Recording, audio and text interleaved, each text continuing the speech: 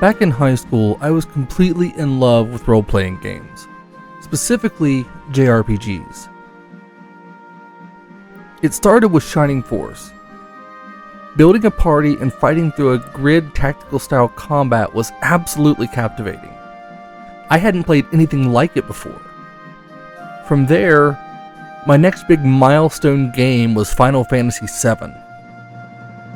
The setting and story absolutely blew me away. After experiencing Cloud slicing down enemies and saving the world, I became captivated. I needed more. I picked up several RPGs: Legend of Dragoon, Star Ocean Second Story, Valkyrie Profile, all drastically different games from each other, but each offering sweeping, massive adventures.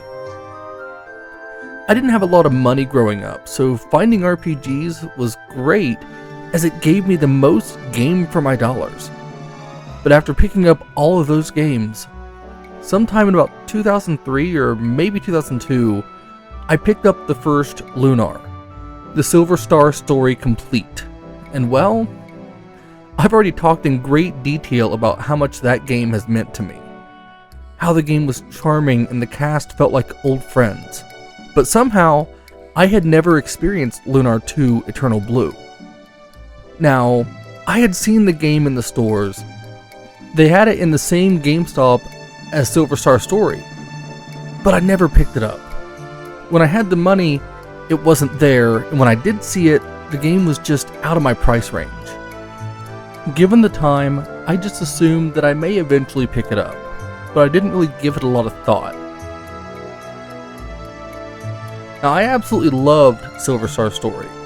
Spending time with Alex and the gang is still a lot of fun to this day.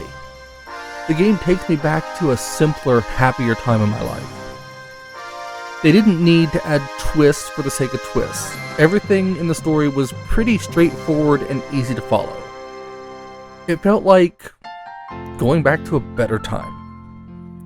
And when I worked on covering this game for the channel, I ended up getting one question more than any other. When are you going to cover Eternal Blue? I was asked this so many times. It was actually a little bit frustrating how often I would get this question. It felt like my passion and love for Silver Star was being overshadowed by this desire from people to get my thoughts on the sequel. Now, I wanted to play the game, but it's not a cheap game. Not at all. Now, I knew that a remaster was coming, of course, but still, I didn't know. I just had a hard time imagining that this game could actually be so special. I saw the remaster drop, and I heard stories from other fans of the series about their time with Eternal Blue. It started to dawn on me that I was missing out on something memorable. The online Lunar community has been so welcoming and kind to me, encouraging me to push forward, and now, I'm finally getting to see what everyone is talking about as I embark on my first journey into Eternal Blue. When I covered Silver Star Story, I was going back to a group of old friends. I was going back to an old story that was very dear to me. Now, I'm experiencing the world of Lunar again, on a new adventure with a new cast of characters. Now, as I'm writing this part, I've only played about 4 hours into the game and it's already got me hooked. There's this familiar Lunar magic that's just as charming as the first game. It's hard to explain how the game is already making me feel. There's nostalgia mixed with this feeling of the new adventure, and it kind of makes me feel like a kid again. Just as I said with the Silver Star Story, this isn't a review. This is not any kind of critical analysis. I'm not an industry expert by any means. I'm just a fan. I'm going to be sharing my thoughts and feelings about this game as I go through it, letting you see how the game is opening up to me. I'm actually more excited writing this than I was working on the first video, because here, as I'm writing it, I have no idea how the story is going to unfold or how it's going to affect me. and it was actually really hard to set the time aside to start writing this, because this is time that I wanted to spend alongside Hiro, Ruby, Lucia, and the rest. So please, join me as I take my first journey back to the Silver Star for this, the Lunar 2 Eternal Blue Retrospective.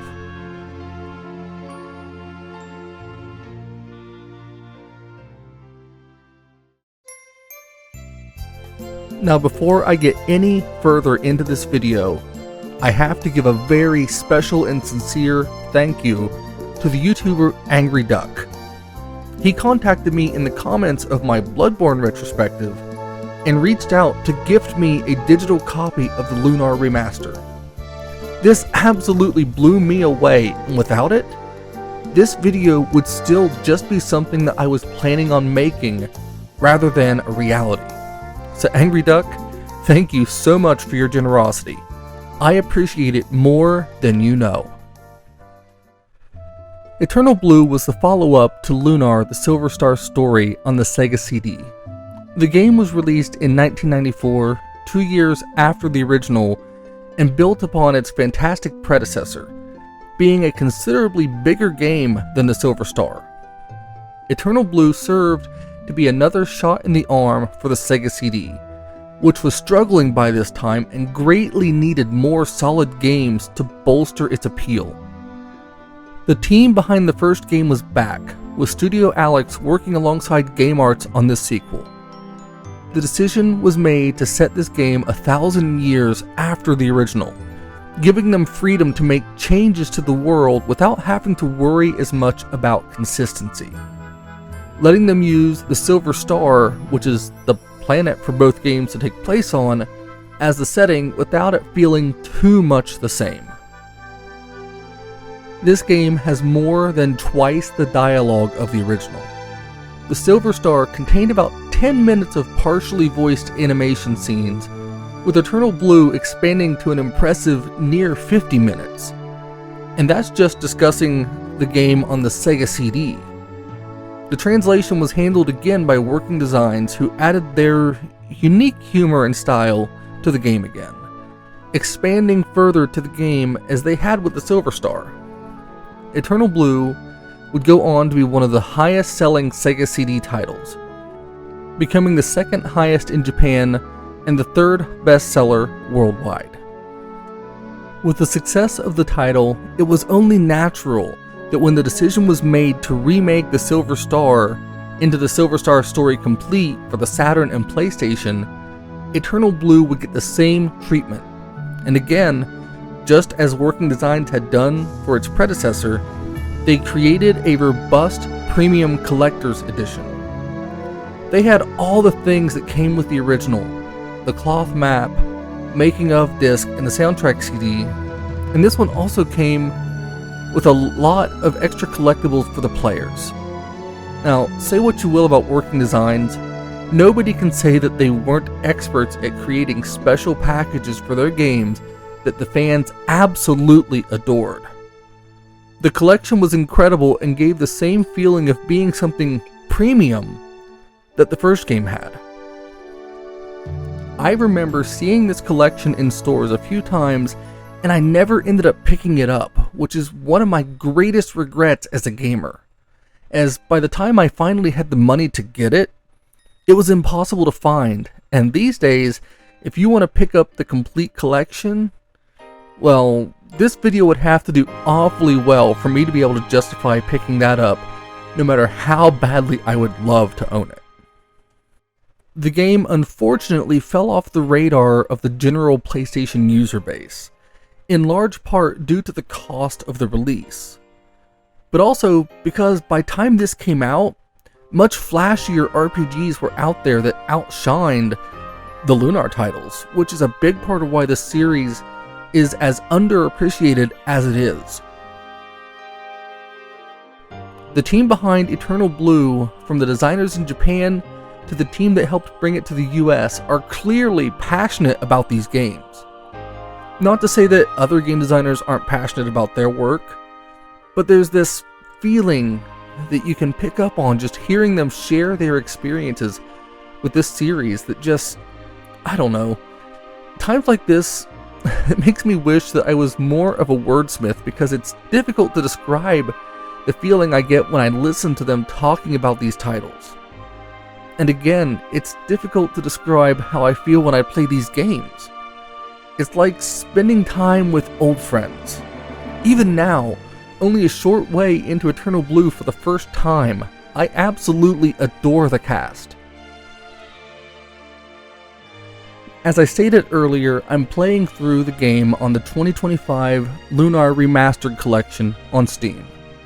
After years of being left to time, Lunar was picked up by Gung Ho Online Entertainment and given a very nice remaster, bringing the game to all modern consoles and bringing the series as a whole to a new generation of gamers. It's really awesome to see this new spotlight being placed on a series that's so near and dear to my heart and the hearts of countless others. The community surrounding this series is a tight-knit and passionate group, and the excitement I've seen garnered around the Remastered collection has overwhelmed me with joy. I love that these stories are back on new hardware for everyone to play, and from my experience so far, as of this writing, the Remaster has been incredible. And with that, I think it's time that we settle in, because I have a feeling that this is going to be a long road.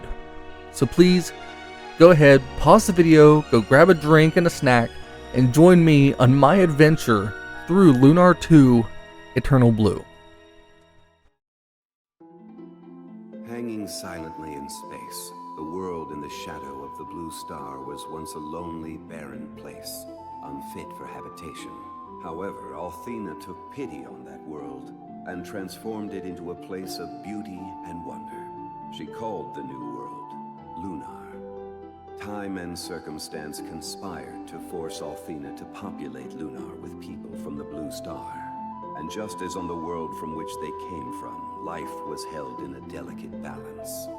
Through times of peace, war, chaos, and battle, the blue star loomed as the only constant in the new world. Thousands of years passed, burying the origin and purpose of the blue star in the sands of time. Eventually, the inhabitants of Lunar forgot why the blue star was there, or how it came to be, until a girl awakened that could join the two worlds, or tear them apart, forever. The opening cutscene tells us about the origins of the world that we're in, and gives some intense foreshadowing. The graphics here blend 3D and traditional animation beautifully as we see this woman awakening.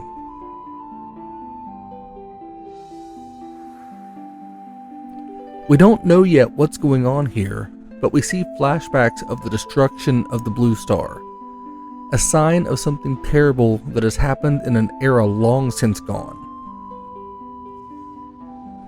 This feels like the opening of a movie more than a game, opening up in a way that creates a ton of questions about what's going on.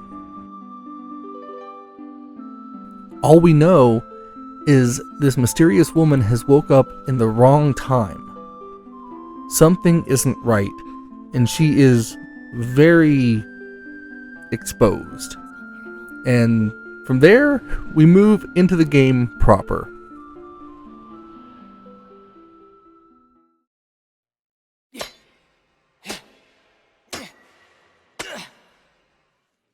Ruby, did you say something just now? The game opens up with a young man, Hiro, and his friend Ruby as they are hanging upside down inside a ruin of some kind. Hiro is stealing the eye from a dragon statue. Now things quickly go awry, leading to the two falling to the floor below. From there, we get an opening monologue from Hiro as he and Ruby make their escape. Well, it looks like you've caught us in another messy situation. Oh, by the way, if you haven't figured it out, my name is Hiro, and the flying cat is named Ruby. She says she's actually a baby red dragon, but I don't know if I quite believe her. She doesn't care though. We've been friends for what seems like forever. My grandfather Gwyn is an archaeologist who taught us how to explore ancient ruins like this. Well, not exactly like this. Grandpa'd have a coronary if he saw me in this kind of danger. But you get the idea. I think it's so cool that these dungeons and ruins that time forgot can be found and explored by someone like me. The world I live in today is the result of things that happened long ago. Someday, I'll gather enough information from ruins like these to prove that. This scene sets the tone for the game. It's lighthearted and gives you a great look into the personality of Hiro. He lives for adventure. I didn't know what to expect when I started the game, but this immediately let me know that I was in for something special. They managed to barely get out of the ruin with a boulder closing off the entrance, and they're stuck in a desert, or the frontier.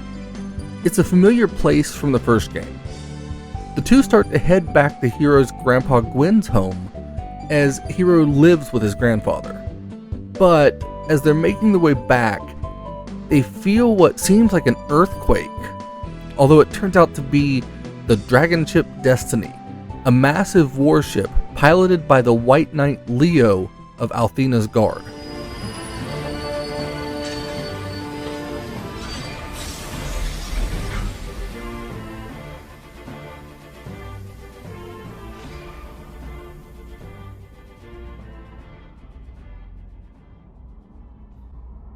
Wow! Get a load of that, Hiro! It's amazing. I wonder what kind of ship is able to move around without wind or sails like that. Hey, you! Huh? Yes, you over there! Who does this joker think he is? What are you doing in this area? My name is Hiro, and this is Ruby. Identify yourself. I am White Knight Leo, leader of Althena's guard, and this is the dragon ship Destiny. Now then, listen up! You kids need to evacuate these premises. I don't want to see any civilians accidentally caught in the middle of this thing. Return home immediately. Move it! Leo is extremely arrogant and talks down to Hiro, seeing him as nothing more than a child. He tells him that he should evacuate the area immediately before departing to meet with Gwen. Ruby and Hiro are instantly put off by Leo as he's totally dismissive of them. He speaks of darkness coming and a prophecy before he departs.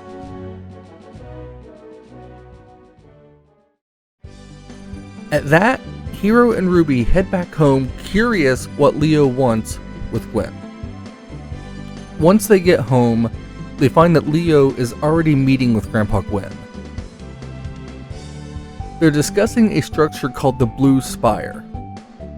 Leo warns of a destroyer coming through the Blue Spire and says that Althena has charged him to deal with the destroyer.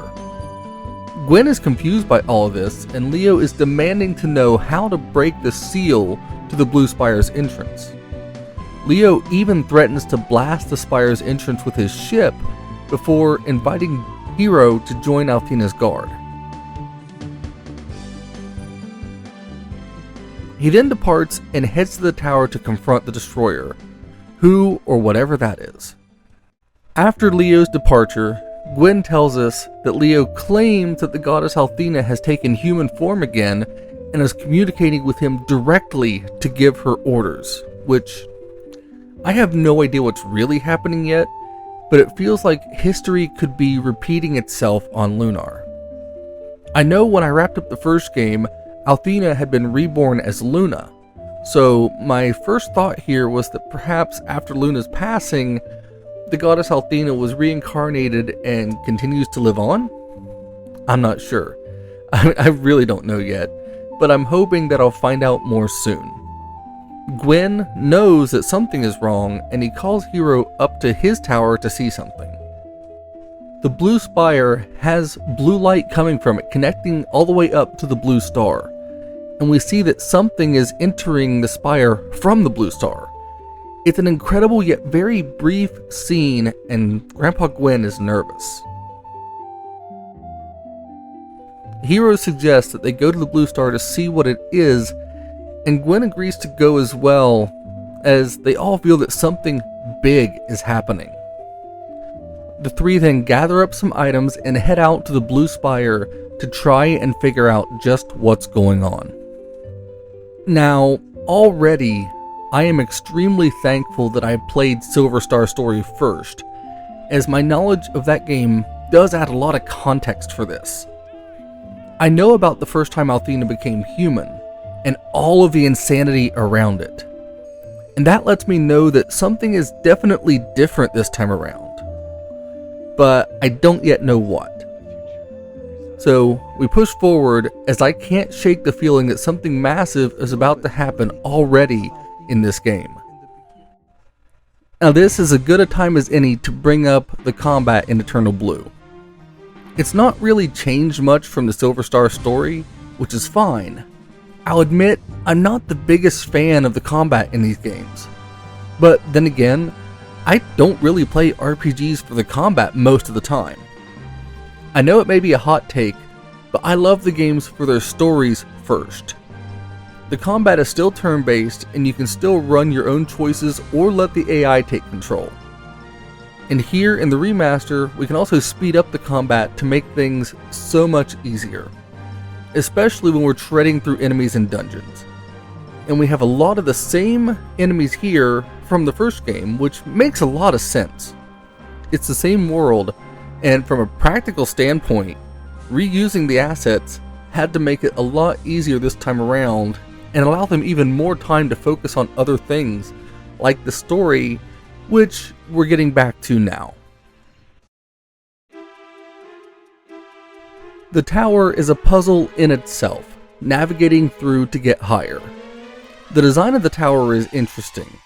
It's not a basic early game cave or a forest. This place would be fitting as a late game dungeon to interact with. When we get near the top of the tower, we have to find a way to the next level and come across a hologram of the planet. From there, Hiro and Ruby are teleported to the top level of the tower.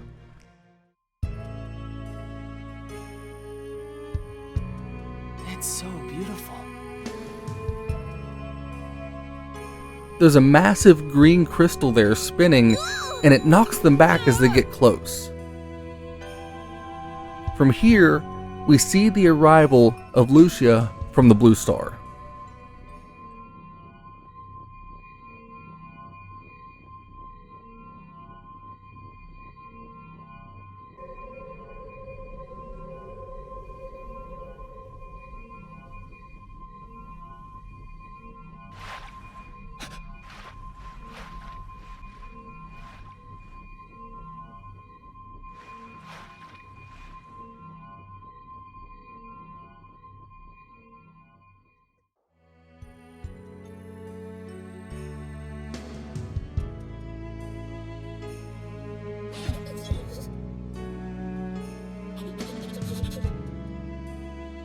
My name is Lucia. I have come from the Blue Star on an urgent mission. This world is currently in great mortal peril, so I must see Althena immediately. Please take me to her. She tells Hiro of her mission and is so cold in her tone with the two. Hiro, however, is absolutely captivated by her. She's the most beautiful girl I've ever seen.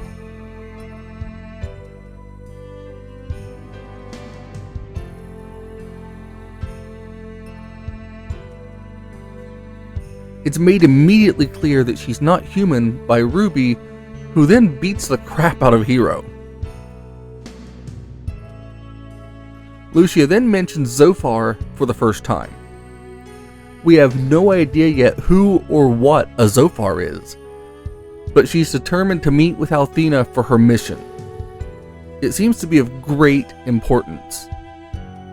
Hiro agrees to help, but Ruby doesn't seem too happy with the idea. The three are then transported back down to the level with Gwen, scaring the old man as they just appear in front of him. Ruby tells Gwen that Lucia is from the Blue Star, amazing him. He then reminds them that Leo is looking for her and they need to get out of the tower quickly. As they move over a balcony, Lucia is confused to see monsters in the blue spire. And before they can do anything, Lucia wipes these monsters out like they weren't even there. She then storms on ahead, and the others discuss just who or what she could be. Her power is incredible and dangerous, but Hiro is convinced that she's a good person. They rush after Lucia and they make their way down through the tower, with Lucia wiping out several of the enemies that we encounter along the way, turning this trek into a total cakewalk as she destroys the enemies with such ease. Now when we leave the tower, Lucia stares out into this world that is totally new to her, amazed by this place that she's found herself, as she looks up to the sky to her home, the Blue Star. These winds, so gentle and calm.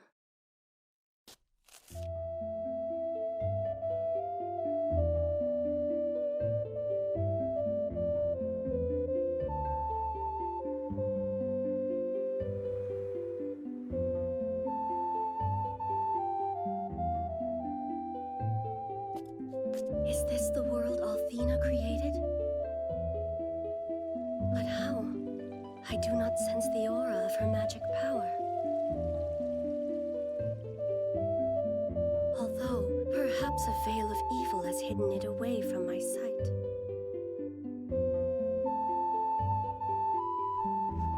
Lucia feels like something is wrong, but she can't place what the problem is.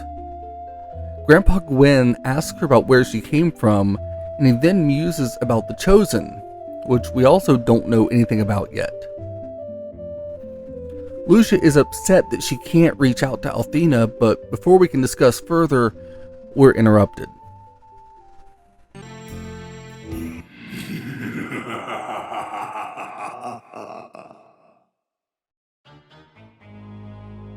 Do you want to know the answer to that, Lucia?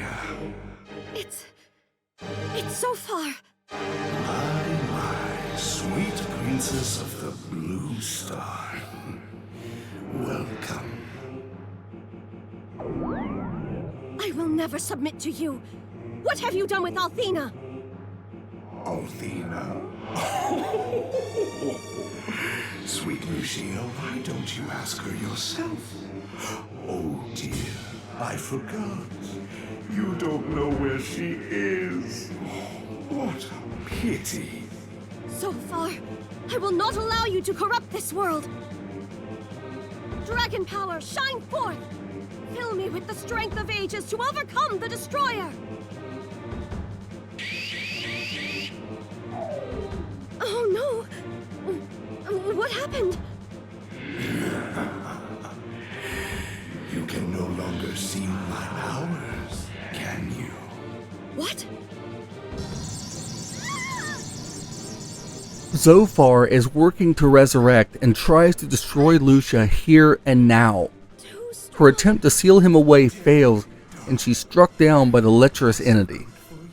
The others rush to Lucia's aid, but she's badly hurt and needs assistance. The situation is already dire.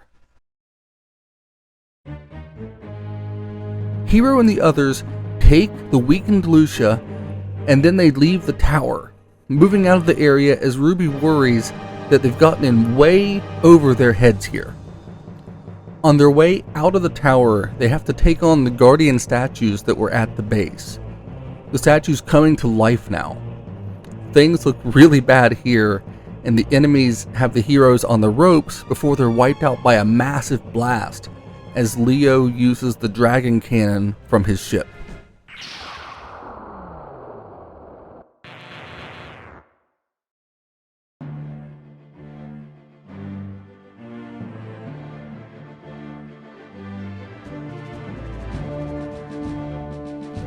He saves Hiro and the others, telling them to go home before asking about the woman. Thankfully, Leo is more concerned for her at this point and doesn't realize who she is.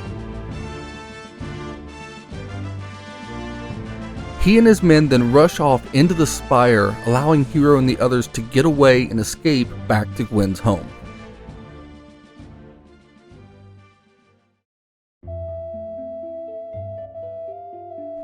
Inside, they lay Lucia down and Gwen searches for a way to break her curse.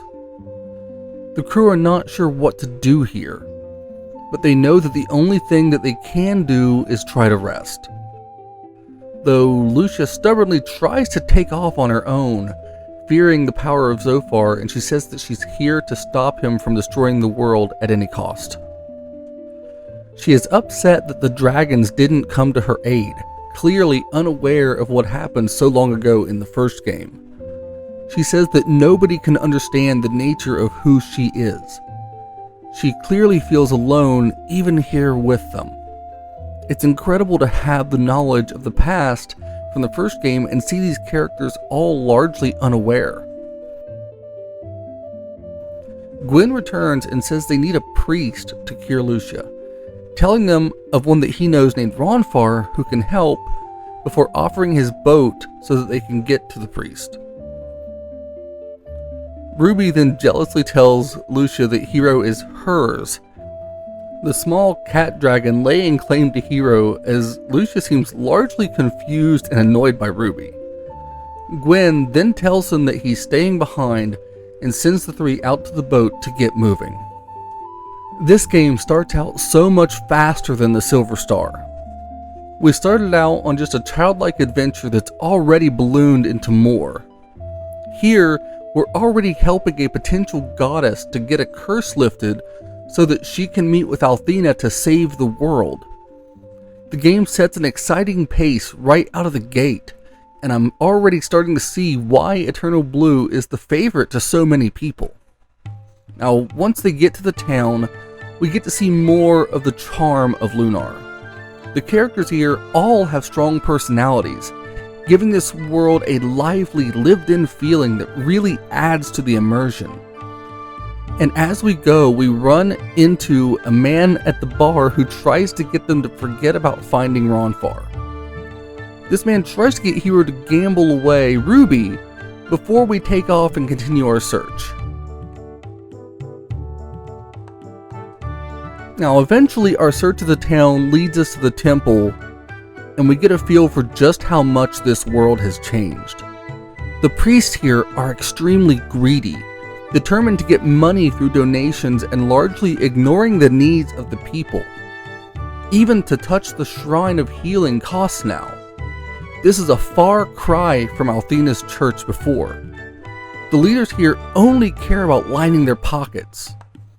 I really wondered what the hell this world had come to when I was charged to heal, realizing that there's far more wrong with this world than I ever imagined.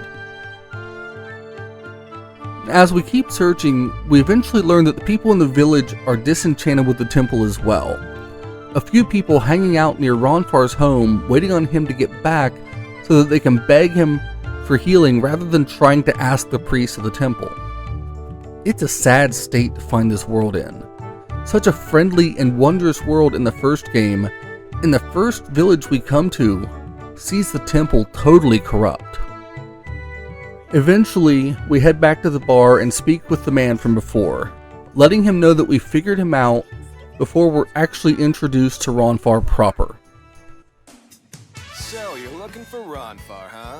What do you want with that useless deadbeat? That might even be too nice a word. Man, I can't believe he was ever a priest for Althena. Anyway, I'll tell you where your guy is if you beat me in a game. 'Cause there's only one thing I've found I can put my trust into. These babies!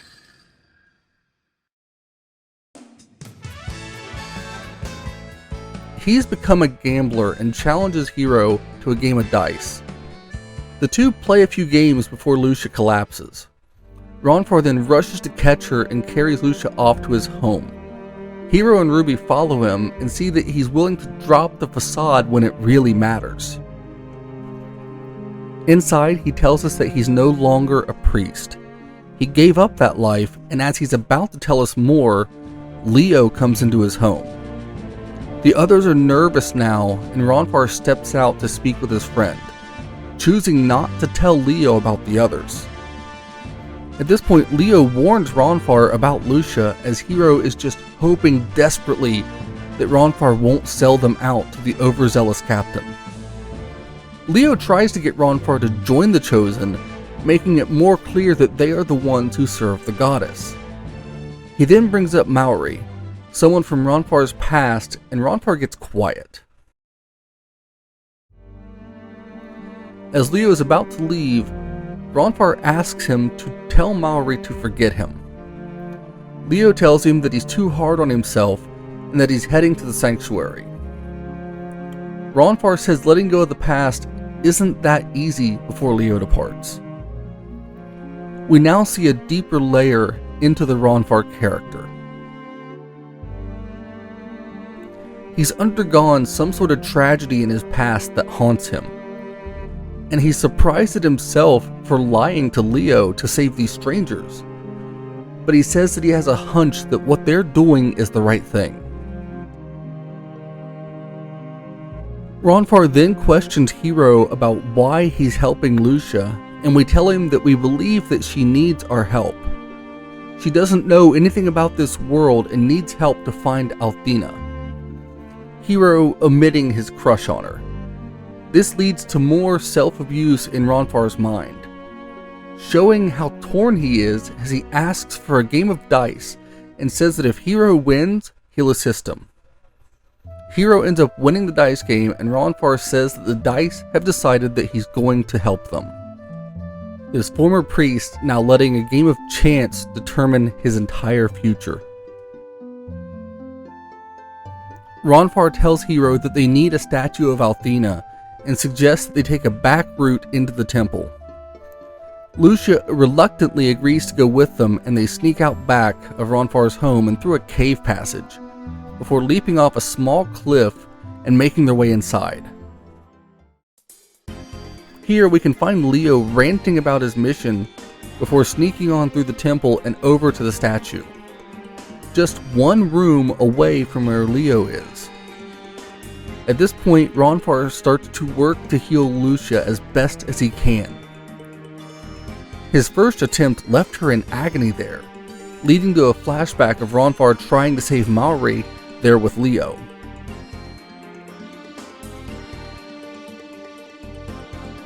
He is determined this time to succeed, using his power amplified by the goddess statue to at least partially break the curse, allowing Lucia to regain some of her strength before they head back to Ronfar's home to rest for the night. Once Lucia is asleep, Ronfaur talks to Hiro about how exhausted he is now. He thanks Hiro before they all head to sleep on the floor. The next morning, we find that Lucia isn't there and rush to wake up Ronfaur, but he's not having it. So we head out to look for her. The townspeople you meet say that they saw someone dressed weird moving through the town and were able to track down Lucia at the mayor's house. Well, sorta. She's in a meeting with the mayor and we're not allowed in. So we head outside to find a man who decided that public urination was just fine for him. And then a few other characters who had run-ins with Lucia, including a mother who tells us that Lucia watched her child for a while she ran to get some shopping done. We then see a flashback of Lucia with the child, and she's curious why the baby's crying. The woman sings to comfort the baby, and it completely confuses and intrigues Lucia. She's had no concept of music. Now, I can't even imagine the idea of not understanding what music is. Yet, she does describe it perfectly when she asks what kind of magic it is. This is one of my favorite lines from the game. Music has always been really important in this series. It was especially important in the first game with Luna's singing. And seeing this throwback to that and the juxtaposition of Lucia not understanding music when it was such an important thing back in the original game for Luna or Althena. Either way, for the goddess, it's just incredible.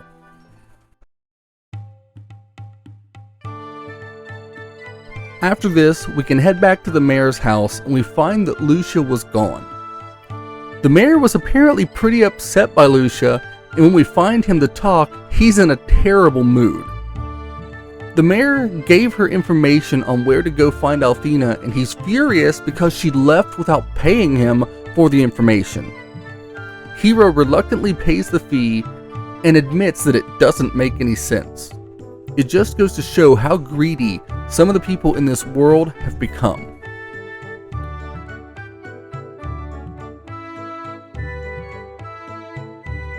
Lucia is out by the docks of some sand ships when they catch up to her, where she reflects on her experiences so far. I did not know humans possessed such wondrous powers. That shouldn't be possible unless Althena was the source of these powers. What a strange world I've come to. Its beauty is unsurpassed, and yet it remains filled with such mystery and emotion. Why is the flower so soft, and the snake so deadly? Why do some love, and others hate? Is this land of contrast and contradiction the same one that Althena created?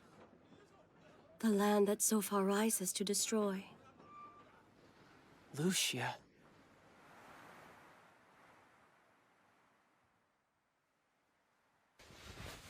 Hiro, thank you for your assistance. I must go now.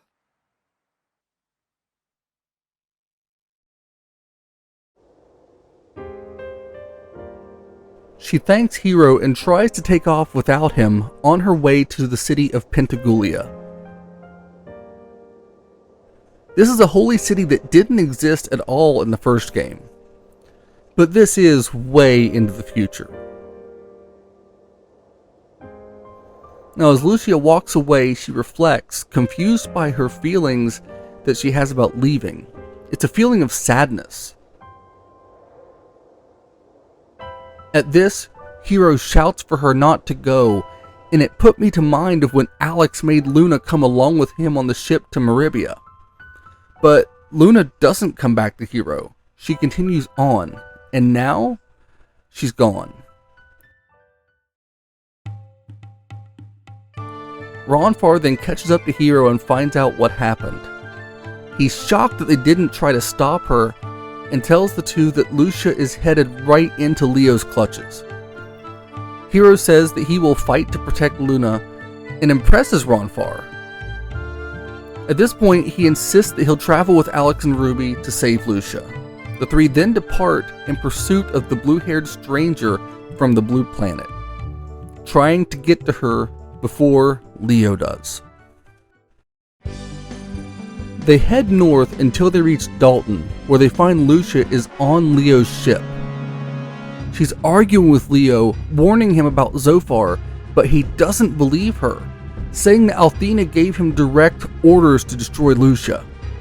Something doesn't add up here. Lucia takes out some of his guards before Leo challenges her himself, and as she's trying to talk some sense into him, he just goes into complete denial as he sees that her self-defense is simply proof of his accusations. Leo then makes quick work of the still weakened Lucia, incapacitating her and having her hauled off below deck to be locked up on his ship.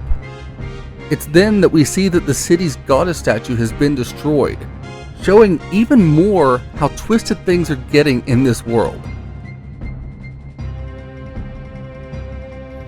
Now the party have to progress and rescue Lucia.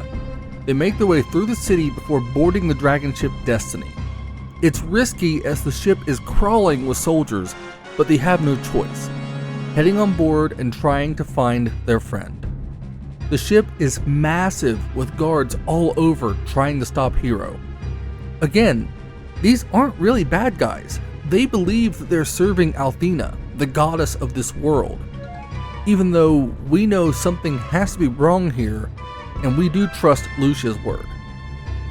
Eventually, we make it to the lowest level and we see Leo interrogating Lucia, but she doesn't seem to be having any of it. He has the door locked and tells her that she's going to be executed before he heads on up to a higher deck.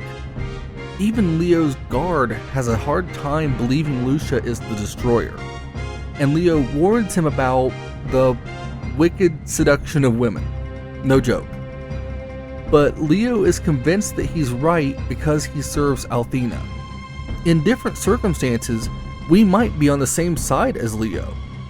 If we were wrong about Lucia, we are just the same as him, but on the other side, which creates a pretty interesting contrast in this story. After he departs, we free Lucia, and she just doesn't understand why Leo wants her dead. He serves Althena, and Lucia is at least friends with Althena, so it makes no sense to her. She's upset about the issue with Leo, but she's thankful to the three for saving her, even though she doesn't seem to understand why they would do that for her either. Right as they're freeing her, they have to run and hide as Leo's returning, and when he runs into the cell to see where she's gone, the party rush up and lock the door on Leo, tricking him into the cell, and he's shocked and angry. He is convinced that Lucia has them under her spell, and he's upset with his friend Ronfar, insisting that he will be stopped by him no matter what. This may not have been the best decision. Leo seems more determined now than he did before this. Now, as they go to leave, Ronfar stops to speak with Leo, telling him that he's wrong about Lucia. Leo doesn't believe him and feels betrayed, but Ronfar's words are that of a friend trying to get through to someone he cares about, which can be really hard when life puts you at odds with someone you care for. They make their way to escape out of the ship, and they don't have much time to spare, knowing that Leo will be freed sooner rather than later. The villagers even speak really highly of Leo. I mean, as I said, he's not a bad guy.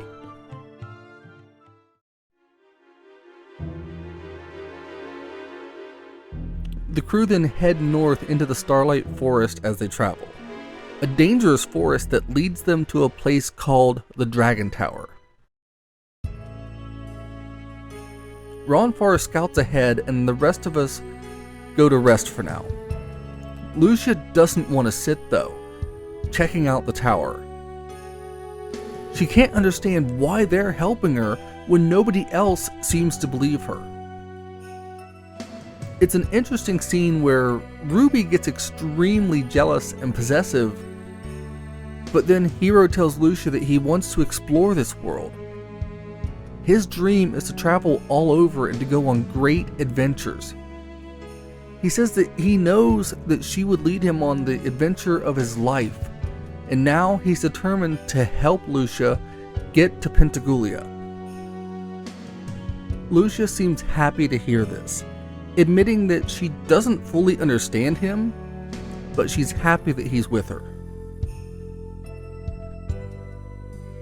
Ronfar then returns to let us know that Leo hasn't moved yet, but they need to hurry into the Illusion Woods.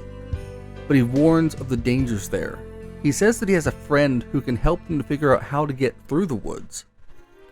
After this, the crew depart into the Illusion Forest, and there's a man there who Ronfar mentioned, and he tells him how to get into the woods after a game of dice. They head inside just in time as Leo is close behind now.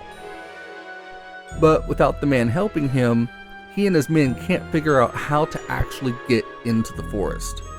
They are relentless in their search for the destroyer, but find no way in. At this point, they decide to travel around the woods, which lets us know that this is far from over with Leo. As the party make their way deeper into the forest, they approach a clearing where they hear what sounds like a festival. They rush on up ahead and they find a traveling carnival here, and this is where we meet Jean.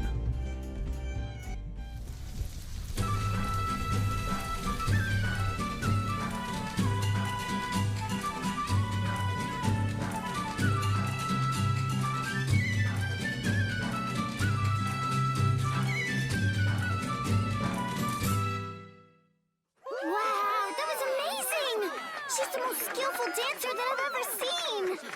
Huh? Well, thank you. That's awfully kind. Say, I haven't seen you before. Well, I look forward to working with you all. My name's Jean.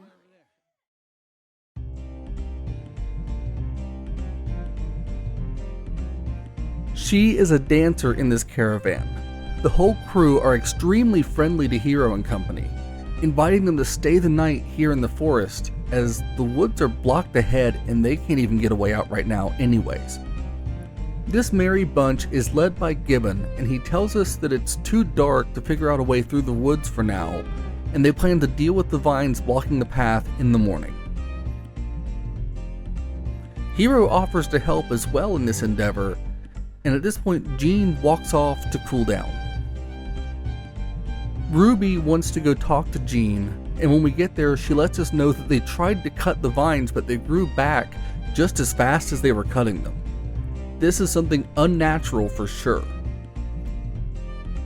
We then follow Jean and we get a wonderful view of the countryside as the blue star hangs in the sky. The group are happy to learn more about Jean and the caravan, and we learn that they too have issues with the Chosen. And at this point, Jean lets us know that she's sure that Gibbon will help us. But before we can speak further, a vine sprouts out of the ground and snatches Lucia. Then, without hesitation, Jean springs into action, striking the vine and putting it down, both impressing and confusing the others. She then gets upset and asks them not to tell anyone what they just saw before heading back to the caravan. This is a really weird situation that will unfold shortly. We then cut back to Jean alone briefly before a flashback of her running from some disturbing men who are exposed as members of a shadow dragon cult. She insists that that part of her life is over before cutting back to the party in the morning.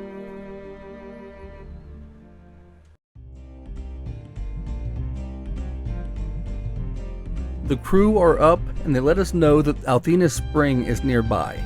They then all head to the spring to get freshened up for the day. We go to the spring and head inside, where we're told that the ladies and the men bathe separately. Simple enough. But of course, Ruby goes into the men's with Hiro anyways. Hiro then just goes along with her into the spring, splashing and playing with Ruby in the warm spring water before they're joined by a totally undressed Lucia.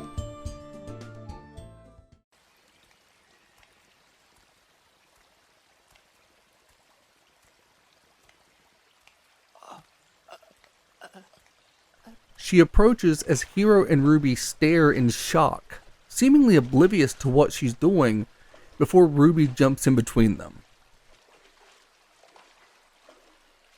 Hiro, look away! You're being rude! I know Grandpa Gwyn taught you better manners than this!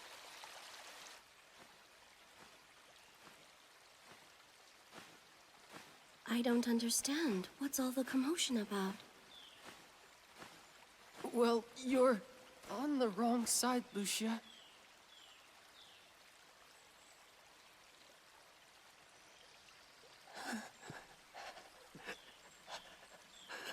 If you can't shut your eyes, I'll do it for you!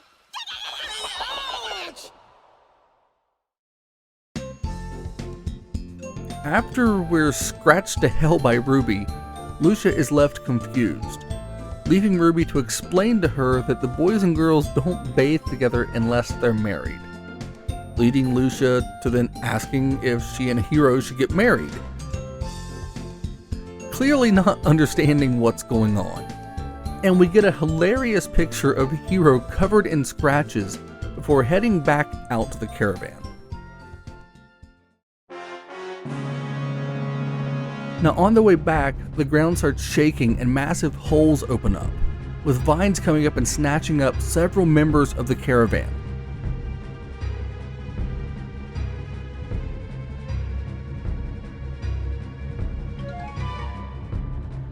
Jean tries to say that she can't fight and tries to leave them alone to rescue her friends, but Hiro and Ronpar convince her to go with them. She says that she has to save the others and can't keep running from her past. The crew then head down through the underground caves before encountering a massive plant that has Jean's friends captured. The crew then beat the hell out of this plant as it evolves before managing to prune it back to nothing and saving her friends in the caravan. The experience opens Jean's eyes, seeing that she can use her fighting power to protect rather than only to harm, as the cult had tried to instill in her.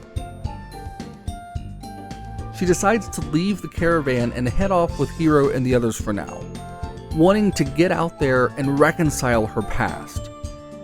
It's a sad yet somehow heartwarming conversation with Jean and Gibbon, who is fully supportive of her, with Hiro promising to help Jean on her quest just as she helped them along on theirs.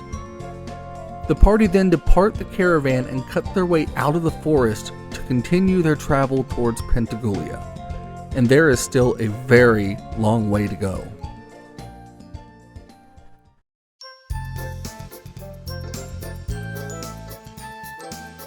Our next stop is Takar, and when we get there we see that guards are posted around, and we're warned about a hooded girl that is apparently trouble. Now we can explore the town, and I'm again just blown away by how lively these villagers are in Eternal Blue. The people here are so charming. They've got a ton of personality. It's that way throughout the entire game.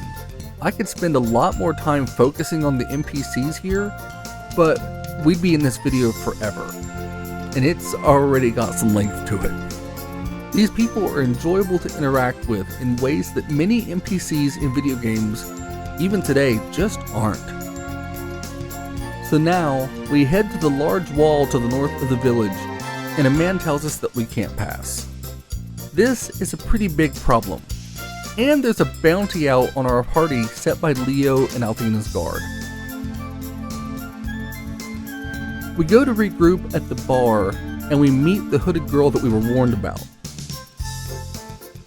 She invites us to join the Magic Guild in vain and calls Ruby a flying cat. This blonde mystery woman seems really confident that they need her in order to get past this village. Hiro and the others try again to talk to the guard at the main gate, but he refuses to let them pass. The only thing that the guards really know is to keep the gate shut and absolutely do not let Lucia the Destroyer pass. Lucia is outraged, and Hiro steps in to try to keep from giving away who she is.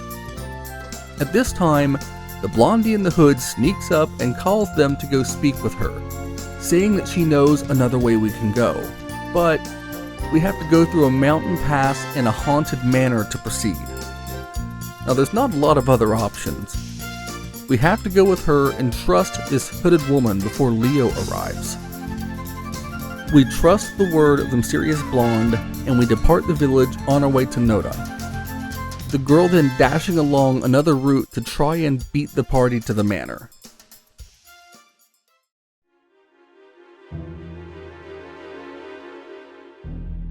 They head through the mountain pass, which is teeming with monsters, before eventually reaching a rundown old house, the haunted manor that they were told about. This place is a dangerous maze to travel, and just when you think you're through it, the party come across a massive mechanized wind-up toy that wants to break them down. Now, as you beat on this thing, the machine breaks off into pieces before eventually being totally wrecked by the party. Then, Idiots. the blonde You shows totally up, destroyed and my we're Mega winners! Magic Tester. I guess you did pass. Ta-da-da-da! You're a winner! My name is Lamina Ausa. You have now officially passed the entrance exam to the Magic Guild of Vane. Did I surprise you?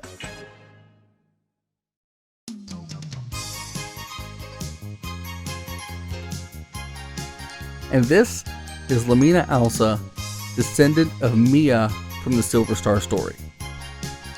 She tells us that they can be charter members of the Magic Guild, which makes me sad because I know that this means Mia and Nash, who I know wanted to rebuild the guild, apparently failed and the guild was never fully restored. Lamina insists on traveling with the party, and her magic is much appreciated. She's just so excited to have you all as new guild recruits, determined to bring the Magic Guild back to its former glory. Ruby argues with Lamina, calling her pushy, and Lucia, well, she's interested in visiting Vane. The party all agree that it's a good idea to take Lamina with them, even if Jean does have to chastise Ronfar a bit. From here, they head out to the mansion and make their way to a cliff.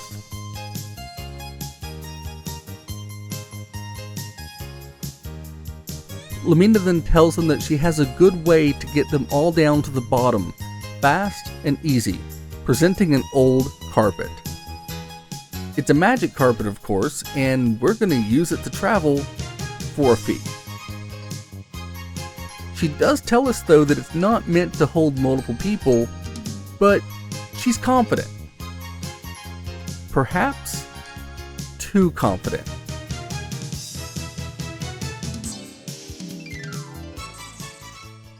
And everyone managed to survive just barely. Everyone, Lamina Alsa, the premier of the Magic Guild. And now, our party is complete. I love how this party came together. They all have their reasons to be here. They come from all different paths in life that have led them together for this. There's a childish wonder that the Lunar games have that I absolutely love. The colors are bright and bold, the music is upbeat, and the parties are incredible. They head into a cave and have to navigate the tunnels, but thankfully it's a pretty small cave, allowing us to progress pretty quickly to the next village. There's several dungeons in this game, but none of them really overstay their welcome. It's immensely helpful for the pacing as we try to push through this story. Especially since so many RPGs of this time could get totally bogged down in these sprawling dungeons that sometimes felt really self-indulgent. When we first reach Noda, we come across a house that was given to Althena's Chosen, which feels more and more like a cult. So much is warped here. Noda is split by the people, two halves of the village at odds with each other. There's a river that runs through the town with one large connecting bridge. And when we go to cross it, we are confronted again by Leo. His ship comes through the river and we have to meet a hasty retreat from the troops.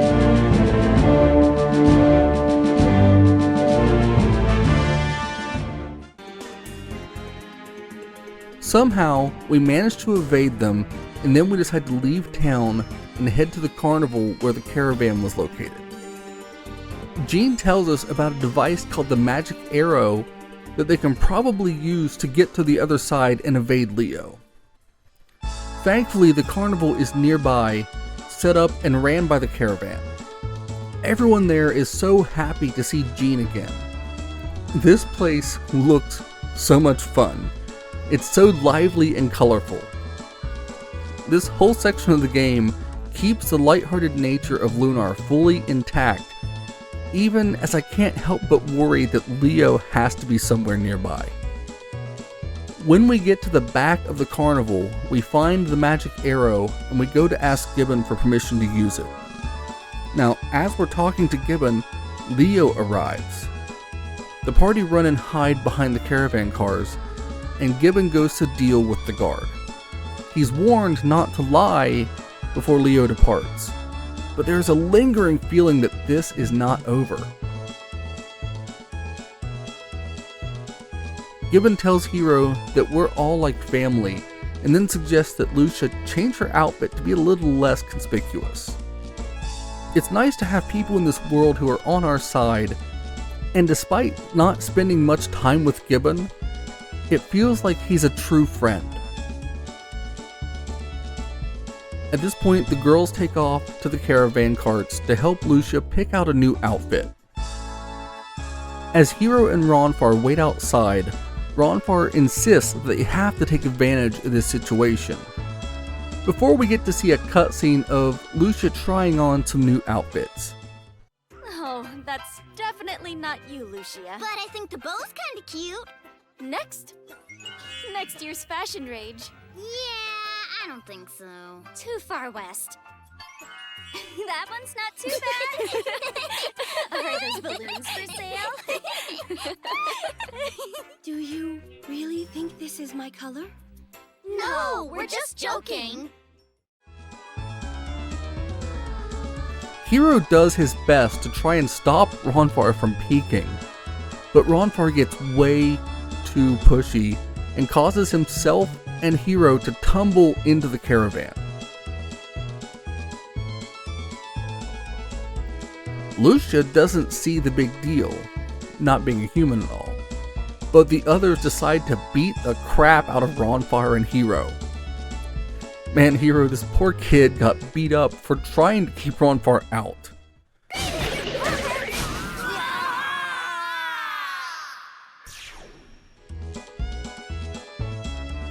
After that, Lucia walks out in her new outfit, which Hiro seems to greatly approve of. She looks so much more relaxed.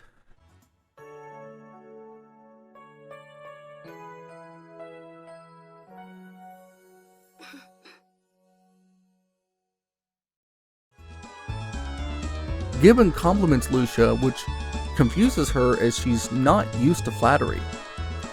They then go to take off on the magic arrow, the crew climbing up into the device before Leo arrives. And well...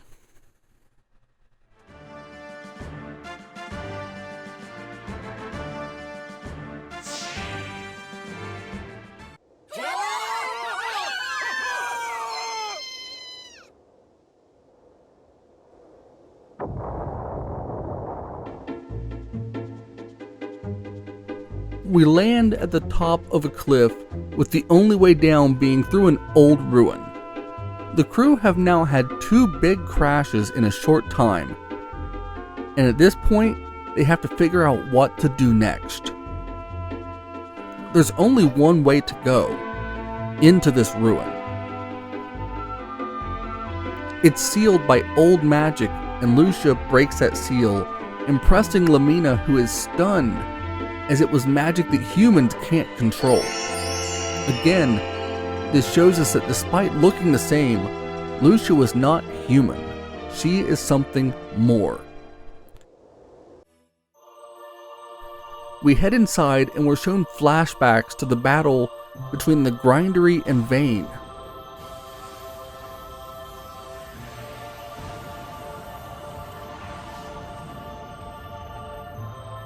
I actually got pretty emotional seeing all this again. We see Alex and Luna as Althena. Galleon and Alex preparing for their epic showdown. The Goddess Tower crashing into the sea.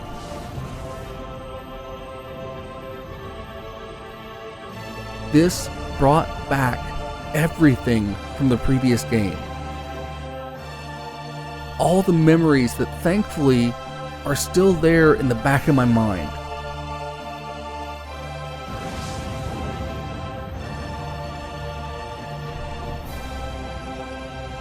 All those emotions, and just as I was coming to grips with what I was feeling, I hear a voice that I never expected to hear in this game. That was a record of my best work. Who's there? To think anyone would be foolhardy enough to set foot in this place.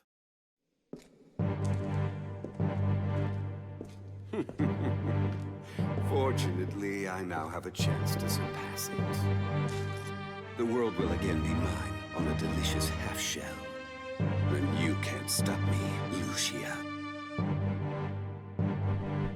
Galleon has returned and knows exactly who Lucia is. He calls this a plot twist, and he is absolutely right. Galleon then departed, leaving us to come to terms with what we just saw. And here, the magic of this franchise hit me like it had never done before. This series is special. The party are shocked by what they just saw and left to figure it out as they have to get out of this ruin. I spent the rest of my time through the ruin trying to process what I had seen. All of these intense moments that I've lived with for years hitting me fresh in this new story. Getting to understand that this is the same world and the adventure that I encountered before with Alex still matters to the Lunar world today. As Hiro and the others are on their way out, we find another familiar sight. A beautiful garden full of fairies, just like Galleon had in the Grindery. He may be the evil magic emperor, but Galleon has a soft side, a love of beauty, and of this world that he wants to rule over. He craved power, but he appreciated the natural beauty of the world. As we're leaving to head back out to Noda, we are attacked by Leo and the dragon ship Destiny. He threatens to blast the party with the cannon on the ship, and they're about to have to surrender or fight. The crew choose to take a stand here, and things look intense. But just as we're preparing to take a final stand against Leo,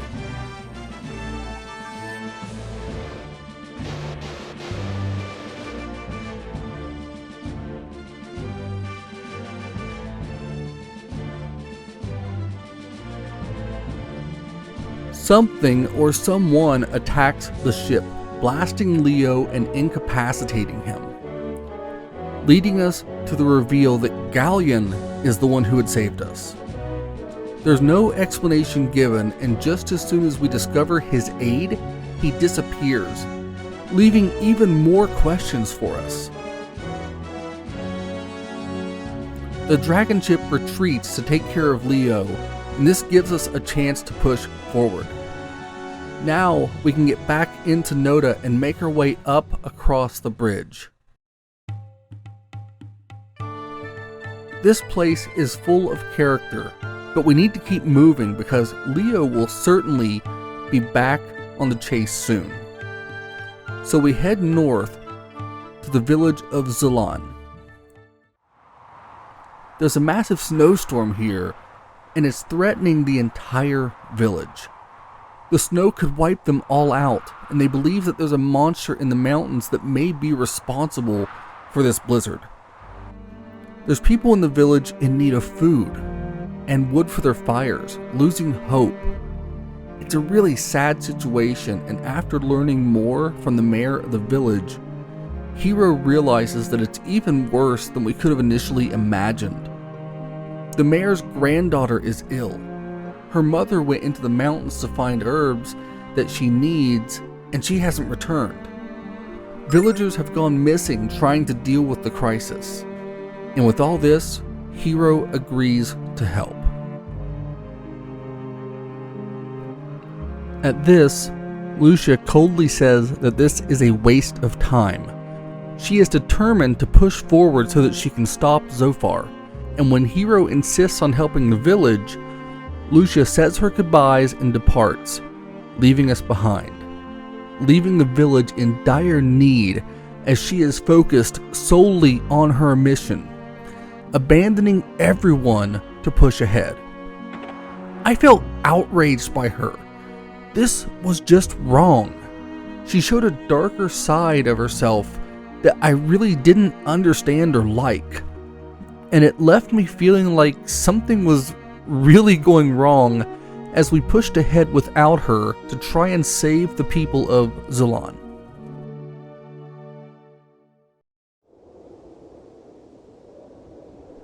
The path ahead is treacherous with snow. The place is crawling with monsters, and we can use Ruby's power to open up a frozen path into the caves. This place reminds me a lot of the White Dragon Cave from the Silver Star story. We make our way through the cave and up the mountain higher and higher, searching for the cause of the storm and hoping to find survivors.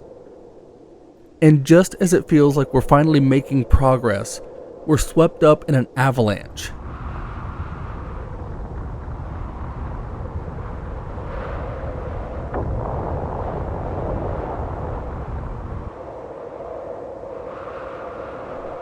Everything goes dark. It looks like it's all over, but then... Hiro? Hiro! Hiro! Hiro! Hiro! Wake up! Hiro, please open your eyes. For me?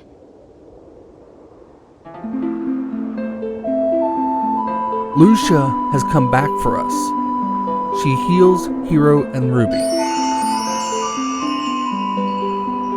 Lucia says that things feel different for her now.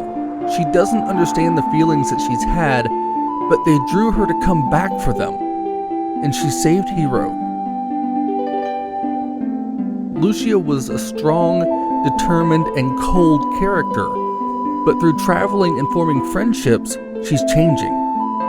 Together, they find and heal the rest of the party, regrouping as Lucia learns what relief feels like. Then, they encounter a massive beast that has been responsible for this terrible blizzard, clashing with the monster and wailing on it. The beast hits hard and can even call on more snow to try to take out the party, but he's really no match for us. Hiro and the others put this creature down and save the village, but once it falls, they know that there's still more to do. They find the mayor's daughter unconscious near where the creature was, and Lamina heals her. She even has the grass that she had left to collect for her baby, but she doesn't seem to remember anything. This girl can't even remember being a mother. It's an interesting twist in the story. The party get the woman and head back to the village with her, and the snow has finally stopped coming down. The mayor is grateful, but his daughter still hasn't remembered her past. She is convinced that she is a noble and wants to leave the village, abandoning her baby. They try to talk to her, but they get nowhere. Until, when they try to leave, Maria tries to go with us, but then the baby starts to cry.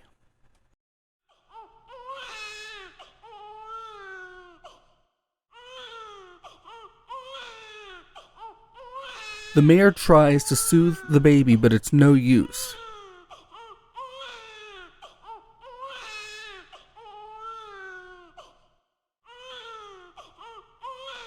Lamina then tells Maria that the baby is sad because its mother is leaving, and Jean tells her to go to her child.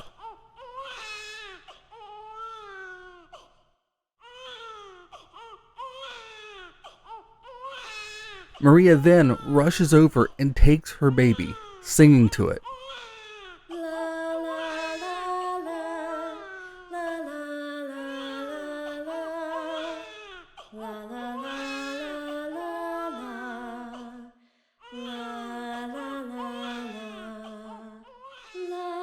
The party come back over, and Maria says that she still doesn't believe it's her child, but you can tell her instincts drew her to this baby.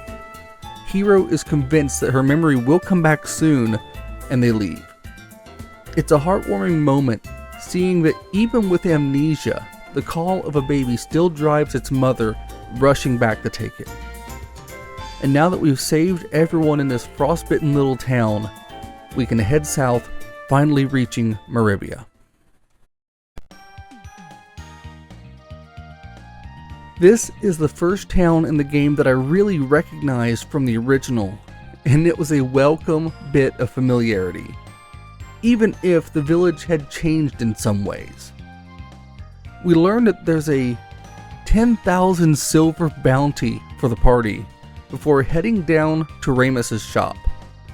Now it's a different layout now, but there's a Remus there, and I had to do a double take.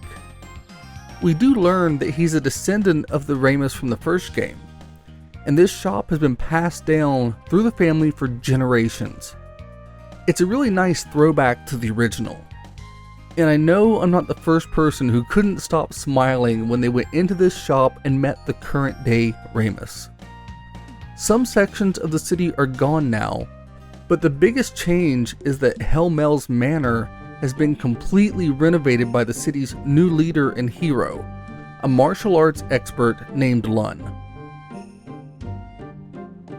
We find him training his disciples when we arrive, and he wipes them out easily before taking us back to his chamber to speak. Jean asks him about the Shadow Dragon Fist martial art that she was trained in. He says that he's never heard of it, which, given the dangerous nature of it, feels a bit weird. Jean tells him that she was a member of the Shadow Dragon cult before in her former life, shocking the party before we see a flashback to Jean arguing with the leader of the cult, a masked man who tries to manipulate her. When Jean resists, he strikes, trying to force her to surrender before he throws her off a cliff, attempting to kill Jean.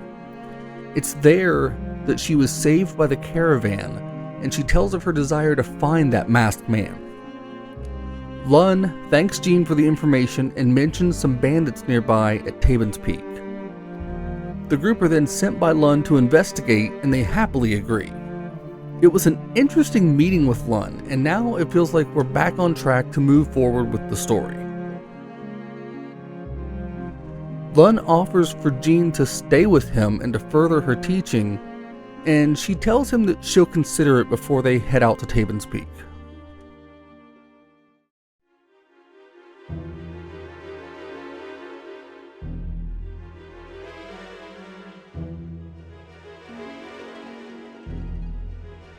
When we get to the forest, we see that the path to Vane is conveniently cut off for story reasons, and we see a white dragon that rushes off, and it looks just like Null from the first game.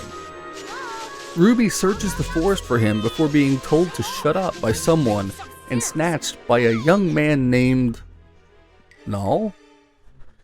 Who do you think you are? Put me down this instant or else I'll... Or you'll what? Yeah, that's what I thought. My name is Null. What are you doing on my turf? I don't look too kindly on trespassers, so you better have a good story.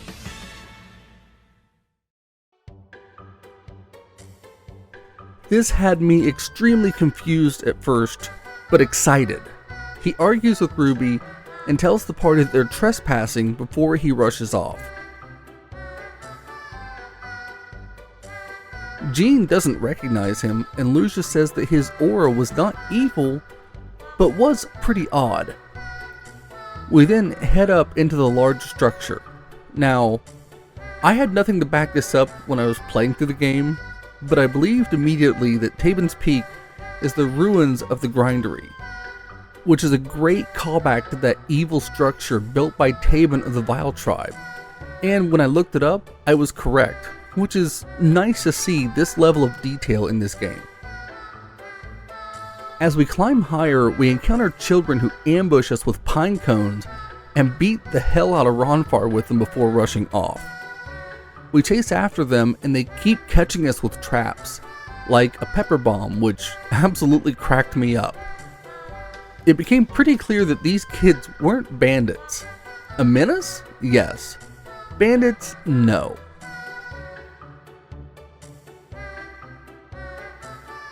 When we reach the top, Null was waiting and Ruby calls him the leader of the Shadow Cult. He thinks that they are from the Shadow Cult, setting a trap as a large net is dropped on the crew before the kids come out. Or Dragon Kids as Null calls them. It's pretty obvious that Null is not involved in the cult. This is nothing like the information that we received from Lun. Again, nothing in Eternal Blue is as it seems.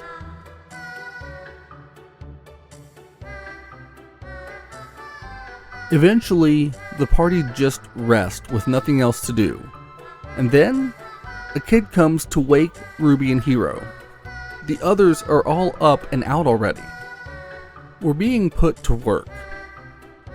The music here is so light-hearted, putting me to mind of something more from a Studio Ghibli film. The kids are all playing and having a great time. Jean is dancing for them and Ronfar is cooking. We can head into the next area and find Lamina upset about babysitting. This is clearly not the bandits that we were warned about. We then hear Lucia and Null talking, and they know each other. As Null says that Lucia is from the Blue Star, we rush in. He asks us if his assumption is right, and we're confused about how he knows. Null makes his advanced age clear when he talks about how young Hiro is compared to him. This is Null that we traveled with as Alex, the White Dragon. But before we can discover more, we hear kids screaming and we rush to the roof to see that the cultists have captured several of the children. Null pleads for them to take him and spare the kids. Jean and the others rush in, but it's too late. One of the cultists is shocked to see Jean alive, but before they can attack to make the save, these cultists run away, diving off the top of the building to flee away with the children. It's a sad moment now. Jean is distraught, as is Null. He blames himself for the kids being captured. Jean asks if they can help, and Null is furious. He is about to decline them, but Jean tells him about her story. Null then makes them all tell him their stories, declaring that he's heard crazier, but he's going to give them a chance. He does have one demand though. He wants Lucia to stay with him as the others go and rescue the kids. The children here are excited and circle around. Null tells Lucia that they need her to comfort them, something she knows very little about, but I'm sure Null has his reasons. The kids take Lucia away, and then Null tells them to check the sewers for the cult. We can then head through the dojo or Ramus's shop, just as Null and his friends did so many years ago. Man, everything here with Null just had me smiling, even with the sadness of the kidnapped children. And it's not because I'm a psychopath, but because it made me feel the way I did when I first played Lunar Silver Star Story so long ago. It had me thinking about my first adventure in this world, and that memory made this current adventure feel even more special because of it.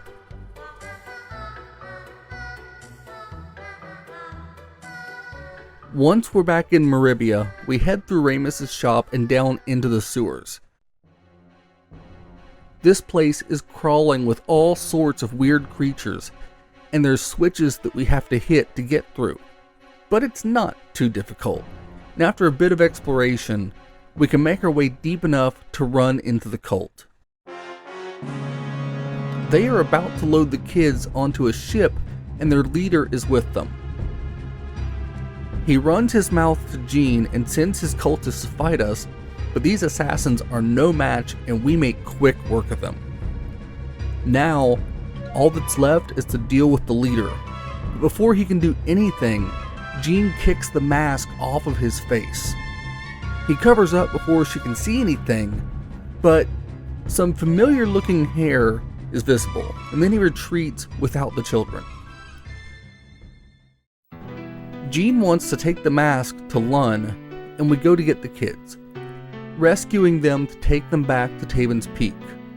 Well, sorta. They run off and head back to the peak on their own, leaving us to follow suit. We take the route that they came in from, and it leads us up into Lun's dojo. Now honestly, as a kid I likely would have thought nothing of it. But Lun's gone. He left to go to Pentagulia. The cult came from his dojo into the sewer. But the party is oblivious to this swerve. Now, as obvious as it was, it didn't hurt my anticipation or enjoyment at all.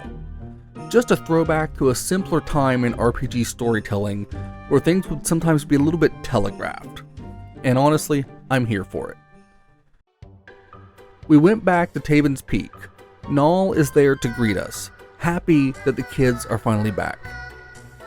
Ruby fawns over Hiro and ends up scalded for it by Null. He then calls her out as a red dragon. She is surprised how he knew, and I imagine if you hadn't played the first game, you may be confused by this too. But it's cool to see that Null is this elder dragon in the situation. He then heads inside and we follow him before finding Lucia surprisingly singing to some of the children.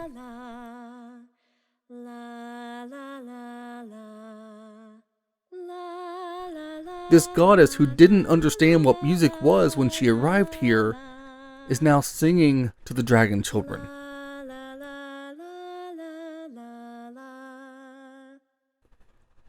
I absolutely love seeing this change to her character, singing under the gaze of the blue star that she has called her home, humanizing her and giving Lucia a better understanding of the people that Althena has cared so much for.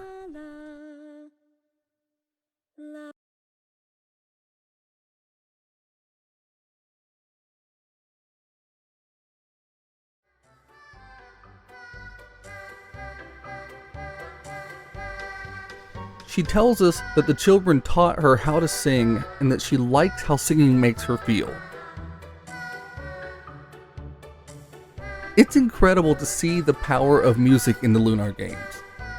Lucia says that they should go and they speak with Null, who gives us the white dragon wings. This will allow us to escape dungeons. He's also had the path to Vane cleared so that we can head to Lamina's home now. This little makeshift village for the children is probably my favorite place in this game. The lighthearted music and the happiness of the kids is infectious and gives a good perspective of what the party's fighting for. They have to get Lucia to Althena to save the world for these kids' sake.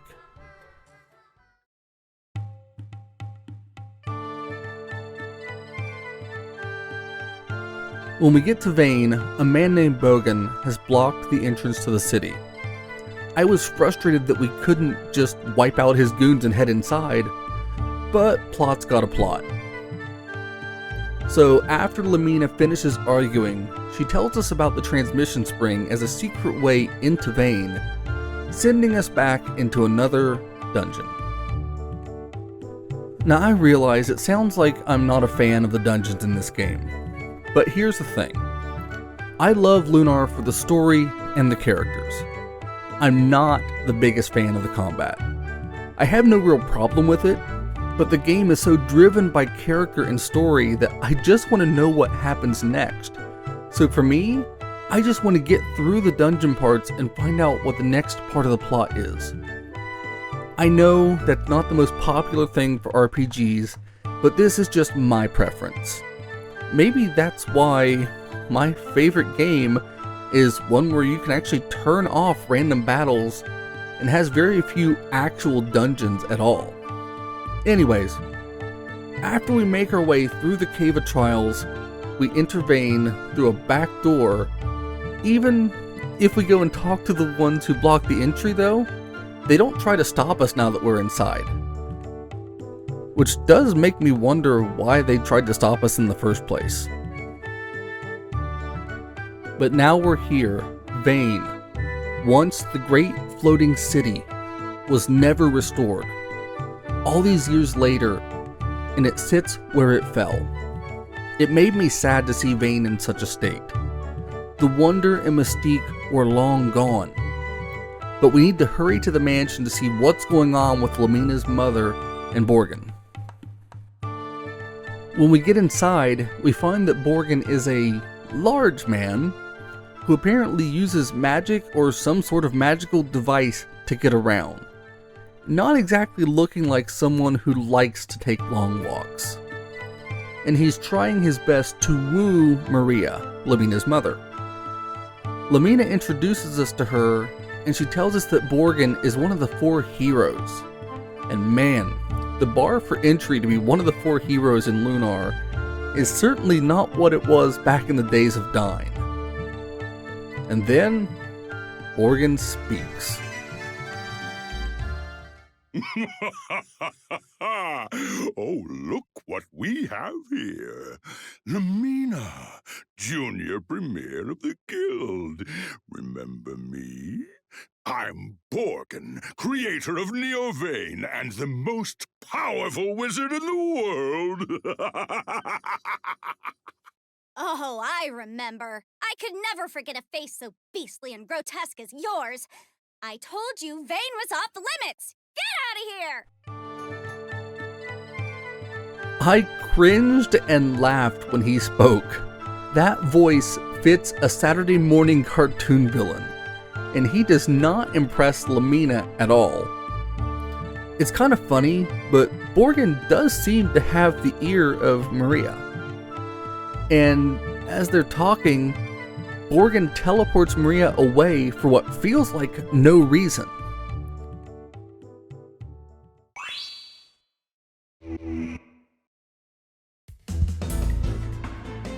He then tells Lamina that he's going to keep her with him in Neovane, a new city that he has built, and invites her to follow him to Pentagulia before teleporting away.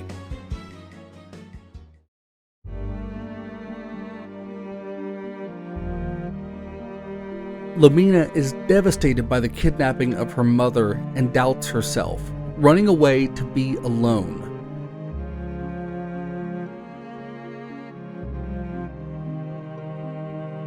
We follow after our friend out onto the roof of the building to see her staring off into the distance as Ronfar volunteers Hiro to go talk to her. She is distraught, feeling like a failure, and Hiro does what he can to try and cheer her up, assuring Lamina that he believes that she will restore Vane as she dreams. Now, Lamina sees through this and makes a joke about his attempt to cheer her up, but here's the thing, it worked, and that's all that really matters. It reminds me of times when I've tried to cheer my wife up by rambling about things on and on until it made her laugh. I may not be the best at a pep talk, but it's hard not to smile if you're laughing, and both things can help lift your spirits, as they did in this case too for Hiro and Lamina. But now, Lamina is fired up and ready to push forward to rescue her mother and confront Borghen.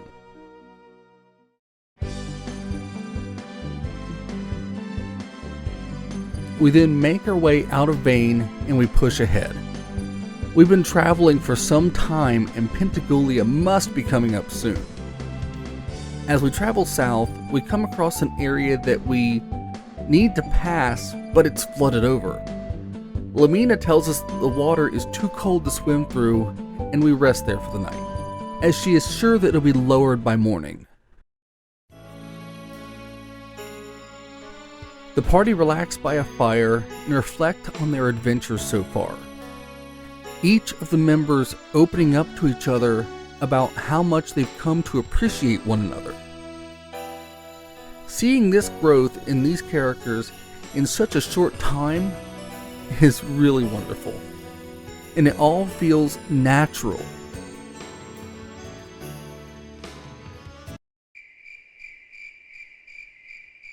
Now, after some time talking, they head to sleep, but Hiro ends up waking up early and finds Lucia is missing. He starts to search for her before...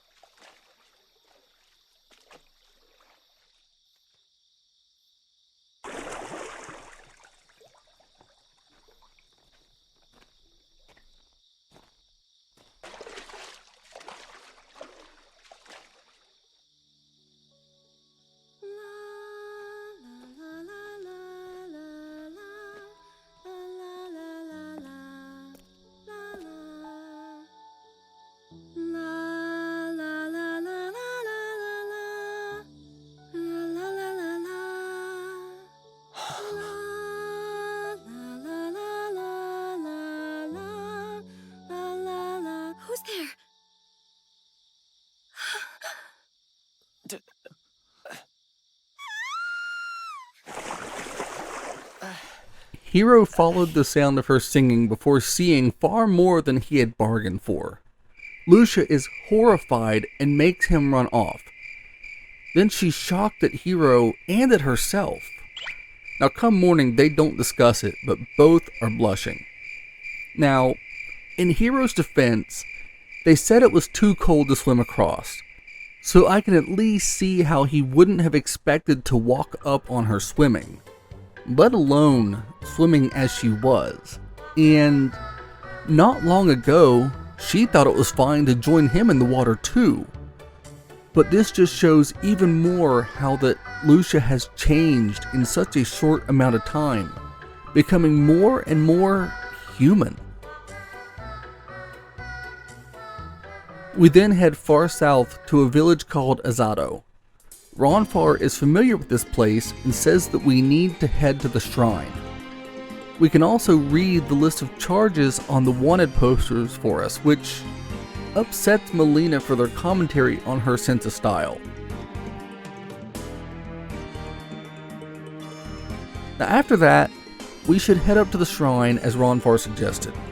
We're looking for a friend of his, and as we approach the shrine, we see a massive statue of Althena that everyone agrees just something doesn't seem right about it. We head inside and look for the man that Ronfar is searching for, but he's not here anymore. Ronfar knows Jamil, who is the high priest now, and asks him what happened to the other high priest. It's a fun little exchange here, and the interaction between Jamil and Ronfar seems like something out of an anime. I can hear the discussion as I'm reading it. The dialogue in this game feels much more natural than a lot of JRPGs at this time.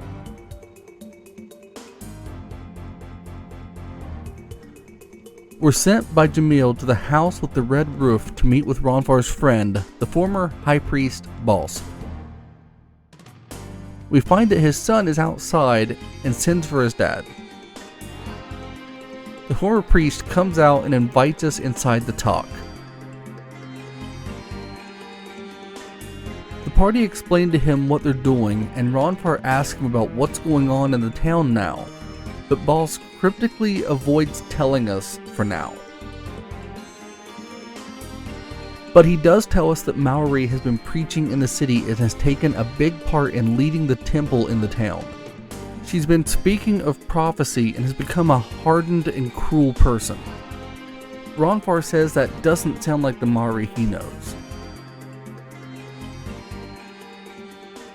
The party then are invited to rest at Boss's home.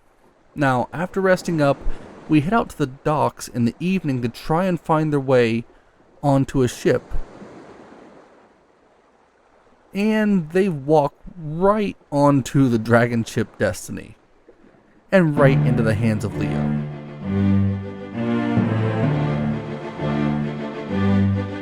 Now before we have a chance to respond, they pile on the party and capture us. Things look bleak here.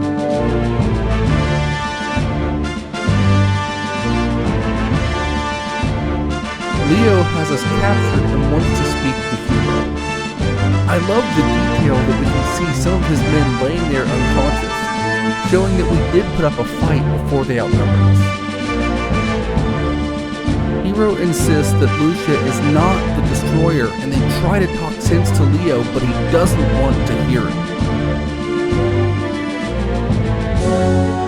Ronfar then calls out Leo for not understanding what's actually going on. Now, just as he's trying to get through to Leo, tragedy strikes the city.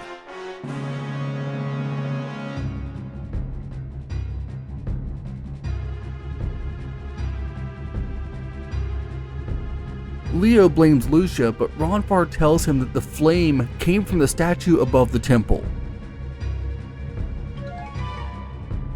Leo wants to cut down Lucia, but Hiro and Ronfar get in the way and try desperately to talk sense to him.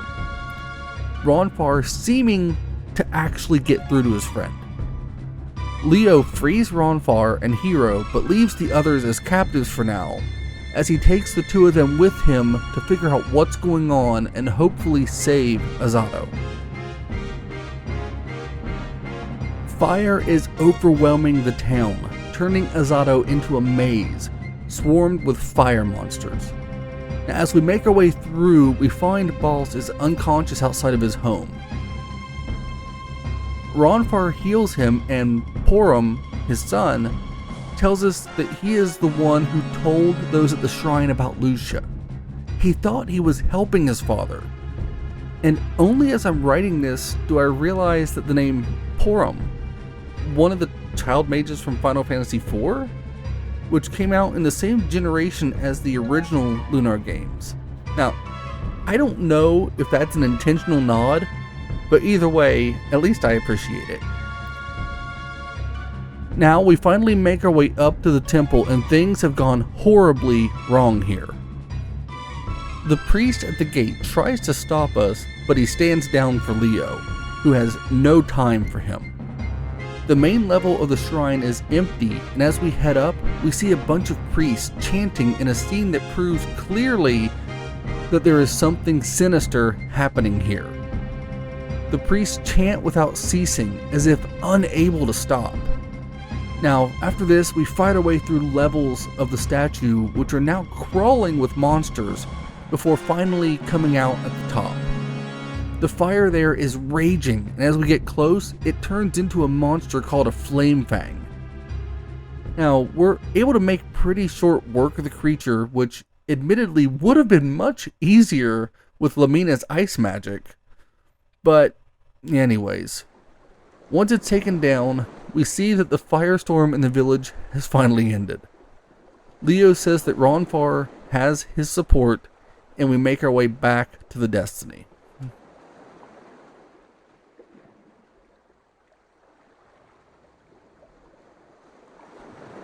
The chanting priests are frozen in place, apparently either dead or fainted, showing even more casualties of Zophar's ruthlessness.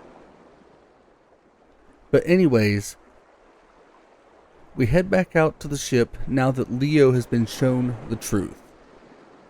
But he still seems angry, drawing his sword and saying that the will of Althena is absolute. And then he releases the ladies before saying that he will slay himself. But then his sister Mallory shows up and encircles us with fire. Well, well, brother. It appears you become soft in your old age. What?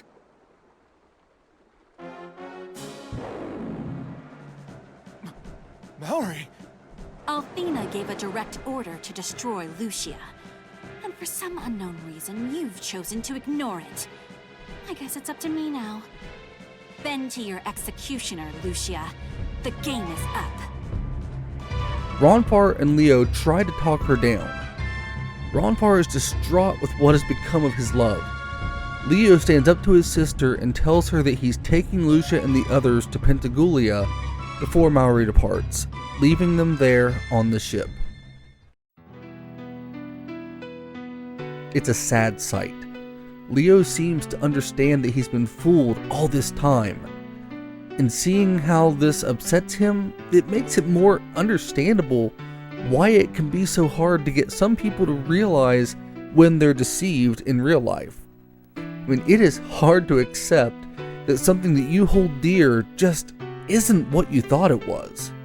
It hurts. And at that, Leo promises us safe passage to the Holy City, and we head inside the ship to rest.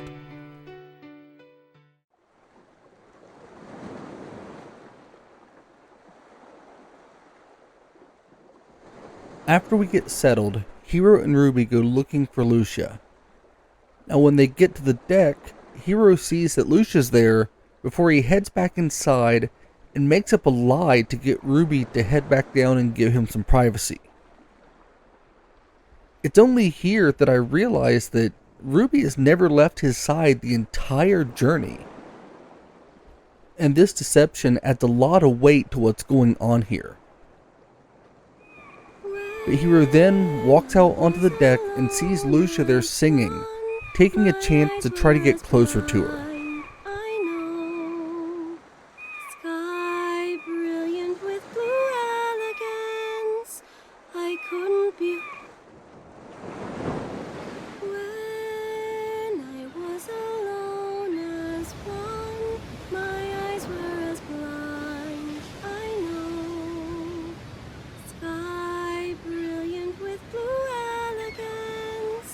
That's beautiful, Lucia.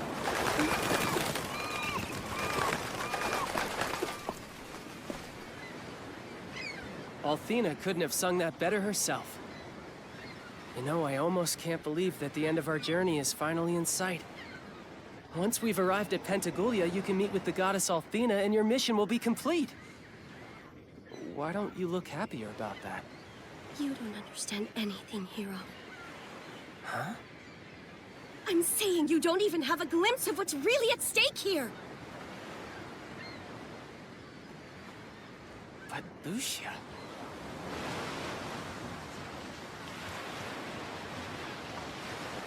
I came from the Blue Star to find Althena.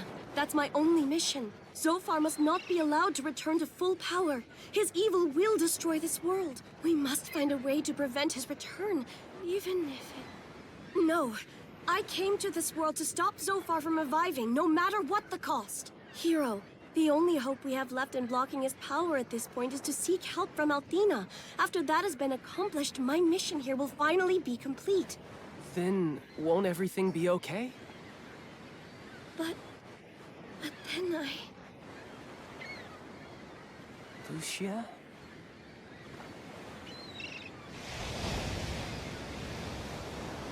This is all so confusing. I can't stop thinking about what will happen if... Oh, what's happening to me? Why am I hesitating just before finishing the task I set out to do? Lucia, I don't understand what you're trying to say. Of course you don't. How could you possibly understand, Hiro? Just leave me alone! Hiro has no idea why Lucia is so upset with him. He's excited to have her journey near the end, and he just doesn't see the weight of what's going on. And Lucia hints here to having a much darker secret. The complexity of their interaction here is intense. Hiro's just trying to get closer to Lucia, not realizing that it's his presence with her and the others that's making this all so difficult for her. And we still don't know why. But Lucia is changing, and it's scaring her. Hopefully soon we'll find out why, as we're now at the holy city, Pentagulia.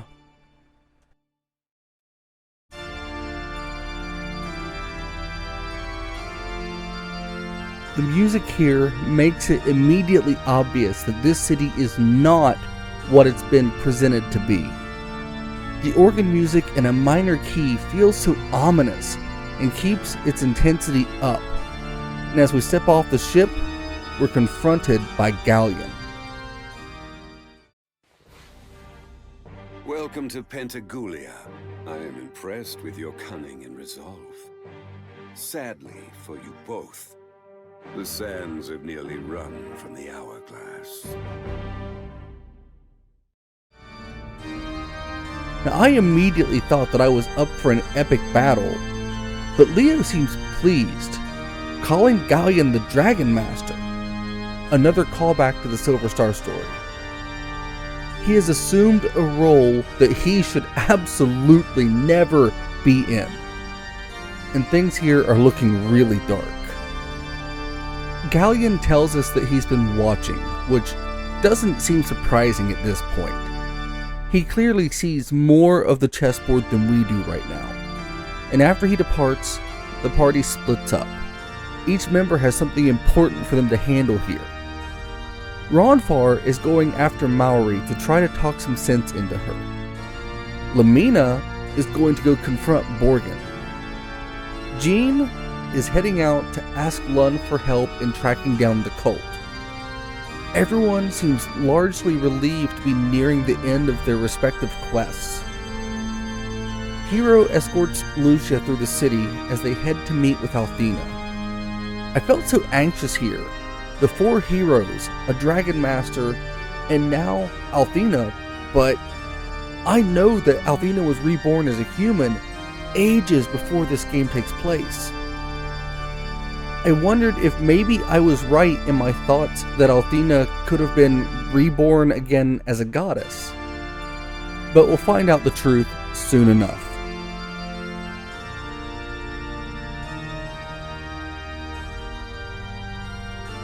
The temple is massive, and everyone here seems completely captivated by Althena and this great display that has been created.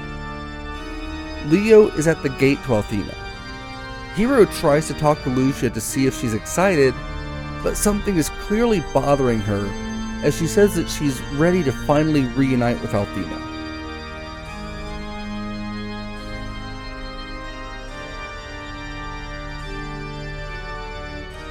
They head through the gates to the massive chamber, Galleon standing there waiting on her to arrive, and then Lucia says something feels wrong. Being chastised by Leo for speaking, as we see a clearly fake Althena.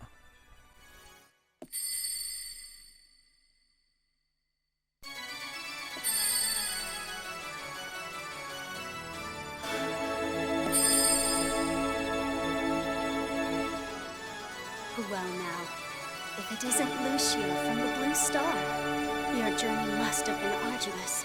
I do apologize about that. I welcome you to Pentagulia.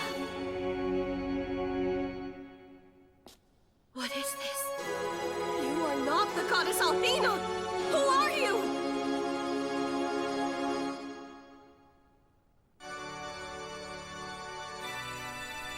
Lucia is outraged by this farce and attacks the fake Althena, but is blocked by Galleon, who strikes back and incapacitates Lucia with ease. Clearly, the Magic Emperor has lost none of his potency. At that, Hiro steps up to Galleon, but this fight is laughable at best. We can hit him with our best attacks to do nothing. Despite our attacks hitting him well, it's clear that we're no match as he mops the floor with Hiro. The false goddess speaks to Galleon, and he seems mostly annoyed by her voice. He does not want to be called the Dragon Master. Galleon is not interested in this whole facade. At this point, I was kind of expecting him to strike out and take over as he did in Silver Star Story, but he doesn't. He questions Leo, but it feels like this is a game to Galleon. Leo takes Hiro with him, and as Galleon is about to depart, Leo notes that Galleon is hurt, and he acknowledges it before departing. Something big is going on here, and going through this section, I felt like a pawn in a much larger narrative.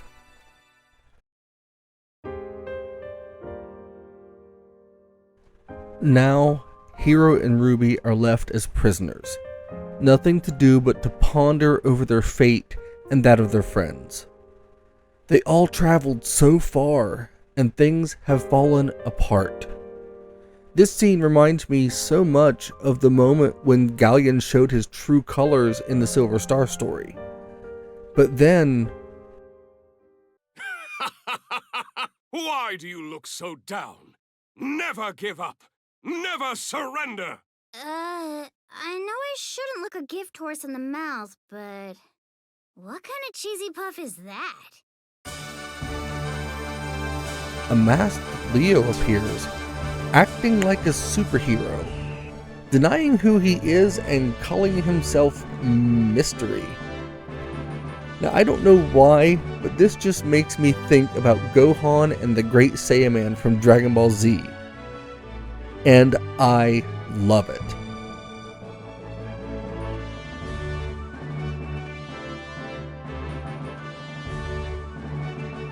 Now, Leo, of course, realizes he made a minor mistake before Ruby goes and hits the switch to connect the bridge. They then depart and start to look for their friends. Even Leo's tower now is filled with enemies to take down. Some holy city this is. From Leo's tower, we can head to a sub-level of the city and make our way to the other 3 towers. I head to the opposite tower of the northwest first, making the climb and dealing with the monsters along the way. This is where we find Ronfar. He had been captured by Maori and asked about the mask that Leo's wearing, before deciding to just play along with the Hiro mystery. He tells us what happened, how he tried his best to get through to Maori and how she changed. He professed his love for her, but it's not enough. And she tells him that he made her this way, and now there's no turning back. We learned that the medicine that he had given to a sick and dying Maori was given by the false goddess. This entire plot being set into motion a good while back. Maori then got tired of arguing with Ronfar as her true self tries to fight through, but it's overpowered as she incapacitates Ronfar and has him locked away. Now, after we've saved him, I head straight down south to Borgen's tower. The path through these towers does become progressively easier as we get our party members back. And at the top, we find Lamina locked up. She asks about Mystery, and Ruby tells her about Mystery's help before we see what happened with Lamina and Borgen. Lamina confronted him, demanding her mother, and Borgen showed what a creep he is before telling Lamina that her mother is a Neo Vane, which I think he actually told her about that back in Vane. But anyways, he speaks of marriage and Lamina becoming his daughter. She gets enraged by his words as he tells about Zophar's coming before stopping himself and then blasting Lamina with magic and sending her to the top of his tower. The last tower that we head to is Lun's tower, which is far easier now that we've got 4 members of the party to slice through the enemies in this place. This section did feel a little bit tedious to me because once I got to the first tower, I realized it was a rinse and repeat area. But I was still driven to push on, wanting to know just what happened with each of the party members on their distinct journeys. I have to admit that I felt like Jean's story was a little bit of a letdown. Not because it was a bad reveal, but because the way Jean handled things and the way it was presented felt very anticlimactic. I knew by this point that she was betrayed, but it came in a section where everyone in the party had been betrayed. Lun, of course, was the leader of the cult. He was the man who tried to kill Jean and turned her into an assassin. Her confrontation with him is emotional, and she seems devastated by him as he tells her everything. But I was just waiting on a bigger climax down the line between these two, and I felt that this was telegraphed when we found out, and the idea that the masked man had entered through the sewers through Lun's home was kind of a dead giveaway.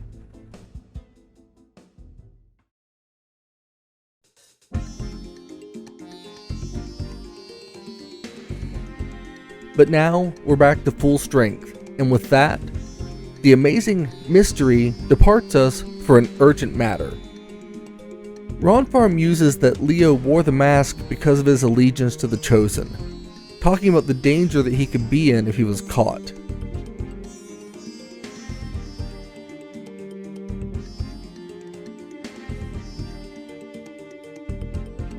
We head down to the next level of the tower and we find Leo, to the shock of nobody.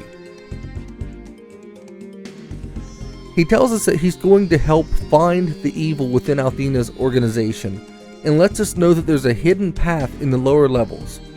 So now we're on our way to find and rescue Lucia.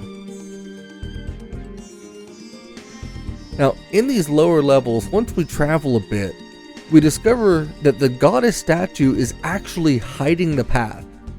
It splits open and we can make our way up into Althena's temple, where Lucia is arguing with the false goddess. This plan can never succeed, no matter how hard you try. You can never stop me from finding Althena and halting Zophar's return. Why, Lucia, you're delirious. Althena herself stands before you. Don't you recognize me, darling? You are not Althena. You are merely a human puppet dancing for the amusement of Zophar. The fake Althena tells her about how she has taken on all elements of the legend, with her heroes and her Dragon Master, all done to perpetuate the lie as they work to rescue Zophar.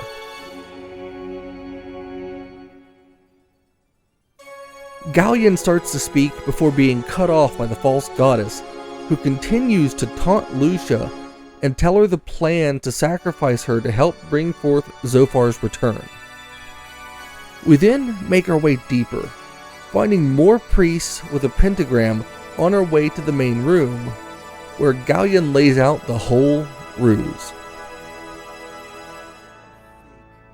His questions make it clear that he knows so much more than we do at this point. He then speaks about the 5 towers. Lucia tells us what we know already. Galleon knows more than us. And it seems like she spoke out loud about the 5th tower to give us this needed information. Leo is furious at the revelation and rushes off to confront the fake Althena, still not wanting to believe the truth after we rush to free Lucia. She tells us about the false Althena and the plot, and while we get a lot of repeat information here, it's all coming from the characters' perspectives, and does nothing to harm the pacing or intensity. We're in the Holy City, and it feels like we're about to have a massive confrontation. There's major endgame vibes as we move to follow Lucia, who senses Althena's power straight ahead in a lake.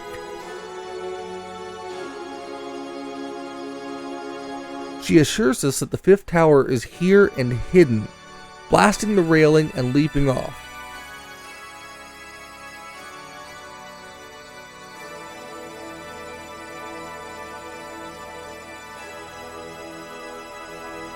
The party then rush in after her, all diving off of this balcony and into the unknown.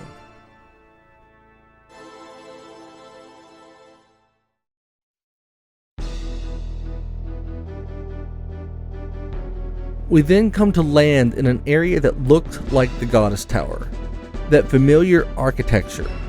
It is hidden within Pentagulia through magic, in plain sight.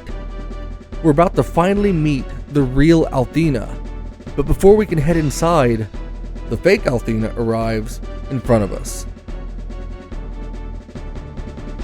She tells us that the dragon's powers are sealed away and keep this tower off limits to us. Then the other false heroes show up and surround us. It looks bad and Galleon is called in, but he doesn't show, as we are overwhelmed with light as the dragon wings light up and teleport us away. After that, Galleon shows up confronting Althena before Zophar speaks. Wait, Galleon. Zophar. Use what's left of your head. It is not necessary to roam the land chasing Lucia and her ragtag party of misfits. They will return to this very spot of their own free will. Lucia must return to this tower to meet Althena and complete her mission. Yes, Zophar. But I'm certain that Lucia will try to free the 4 dragons you have sealed to save Althena. She must... Then all you must do is fortify the defenses around each dragon. Buy as much time Zophar and Galleon then have a discussion about what to do, and Zophar shows himself to be even more arrogant than Galleon ever was. How will the humans influence her? And what will become of this world as a result? I'm excited just thinking about it. But really, that goddess is a fool beyond measure. What can mere humans ever hope to achieve? And to think she would overlook my revival. giving me the chance to become a perfect deity.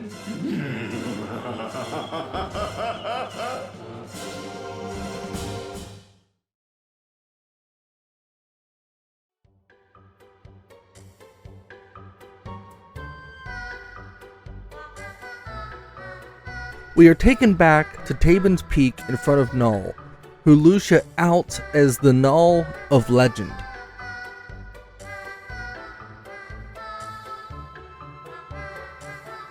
The White Dragon of Althena. He tells us that Galleon is the one who sealed away the power of the dragons. He wants the dragon aura to further the plans of Zophar, and lets us know that Quark was Null's father. Null tried to resist, but Galleon's power is terrible. Hiro agrees to help Lucia to regain the dragon auras, and Ruby continues to be oblivious to Hiro's feelings for Lucia. It's a nice change of pace after the super serious trek through Pentagulia. The situation is dire, but there's still hope. Now we're off to collect the dragon aura so that we can get inside of the Goddess Tower. We then find that Leo's dragon ship is nearby and head up to meet with Leo. Once we get there, Leo insists on fighting Hiro. He knows that the Chosen are wrong, but he needs Hiro to prove that he has the power to fight them. This battle is one-on-one, and Hiro is able to take down Leo in a pretty intense encounter. But once we have bested him in combat, he's willing to admit our strength. Leo gives us the White Dragon aura that he had been charged by Galleon to protect. He then gives us control of the Destiny, showing Hiro how to maneuver and control the ship. Hiro asks Leo to stick around, but he refuses, departing us and leaving us to continue without him. It's sad to see Leo go, but he has his own demons to deal with now.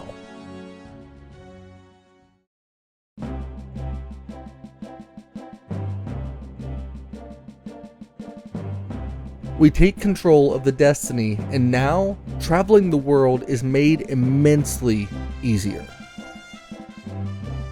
Now we can head back and visit every city that we've been to so far, and while the travel can be slightly clunky, it's a welcome progression for the story at this point.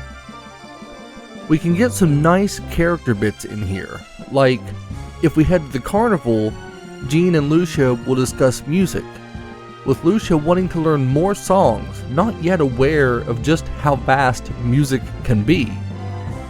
But now, we've got a mission to depart and find the White Dragon Cave. This bit did make me sad, realizing that Burke is long gone. I had hoped to find the monument to Dine, but the Dragon Cave actually hasn't changed too much, and with a little bit of work, we get to the main chamber, finding an imposter dragon there guarding the gate. The party charge in and cut down the White Fiend, this mockery of the White Dragon standing no chance against us, especially with the powers of Lumina's fire magic. Now, once it's taken down, we head into the chamber, seeing Null there waiting for us. Hiro throws the aura at the crystal and it shatters the seal, freeing his dragon power. Once it's freed, we see Null in his dragon form, massive and majestic, just as he was in his first reveal so long ago. Ruby is stunned seeing Null like this, and Null tells us to find the Blue Dragon aura next, saying that it was with Lun in Horum. Null takes out some icebergs so that we can head there and gives his crest to us. It imparts the White Dragon power that is given to a Dragon Master. So now, we are on the quest south for Jean to finally confront Lun as we work to free the power of the Blue Dragon.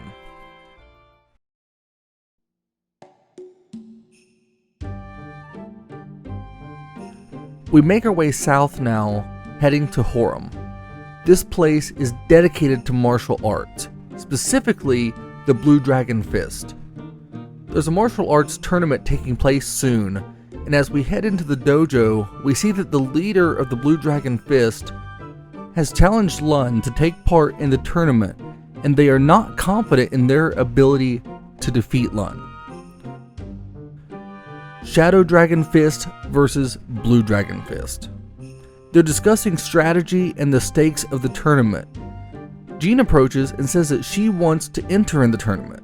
She was blown off briefly before they realize that she was once a member of the Shadow Dragon cult. Jean lets them know about her past, and they are horrified by the nature of this cult. Jean tells them that she has to do this to free herself once and for all from her past. They agree, but tell her that she must use their Blue Dragon Fist style if she wants to face Lun. Jean is surprised, but agrees to learn it. I was thinking at first about how wild this sounds, knowing that martial arts take time to learn and master. But it's then explained that the two styles are basically identical. The difference is the heart. The Shadow Dragon relies solely on strength and force, darkness. The Blue Dragon Fist relies on the light and the good in a person's heart, and to master it, you must be able to balance the two. Lun has only mastered the darkness of the discipline. Now, after learning this, Jean accepts and is taken to change to represent the dojo, given some time to reflect and prepare for the battle ahead.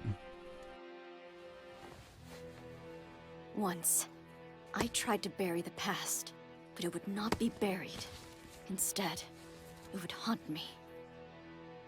And so it has come to this. I will deny it no more. From here on, I must embrace the part of myself which I once feared and despised. I've decided I'm finished running away once and for all.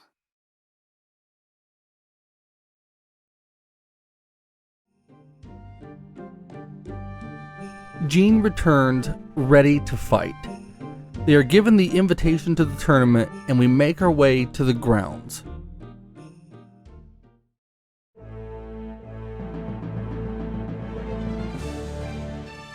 This place was designed for combat. The party enter, and we see smaller groups of warriors from all over here to take part in team-based combat for the tournament. From warriors in heavy armor to bunny girls. Now, as we look around, we see that Lun is there and arrogant as ever. Jean confronts him before we go and talk to the man who's running the matches, and we get this tournament underway. I was pretty excited about this part. I always love tournaments in games. They're great tools to push the stories ahead and a chance to test your skills in combat. Jean teams with Ronfar and Hiro, and they head up for the first round, taking on a group of blue armored enemies that we wipe out with ease. We then hear that the Shadow Dragon cult slaughtered the armored warriors, attacking them even after the fight just to show their ruthlessness. We then move on to the next round, wrecking the Wolf Guard. It's nice to feel the strength of the party's growth as we head into the final round to take on the Shadow Dragon cult. This is the battle that Jean has waited on. We headed into the final round against the cult, and even Ronfar echoes my feelings that we're about to wipe the floor with them. I had hoped that Lun would be there for this battle, but he wasn't. And as Ronfar suspected, we take out his cultist with ease.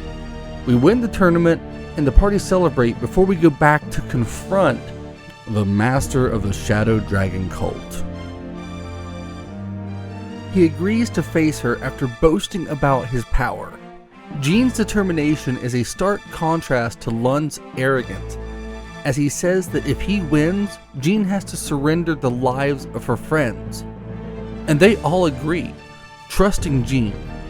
She has worked hard to grow as a person and to escape her past. Now, she has the chance to put that past to rest. Now, after Jean defeats Lun, he is able to see that she is more powerful than he ever imagined, and they get him to give up the blue dragon aura. Lun sees that he still has a lot to learn. He only obeyed Zophar so that he could focus on his fighting, but now he wants to reform his ways. It's a very nice change, seeing Lun come to realize that there's more to life than blind pursuit of power at all costs. The only issue I took with this story playing out as it did is that he's basically left to his own devices from here, and while yes, he says he turned over a new leaf and is good now, the man has been kidnapping, torturing, and brainwashing children for years. But in this case, I'll say that it's fortunate that we've got bigger fish to fry. So we leave here and we head to the Blue Dragon Cave.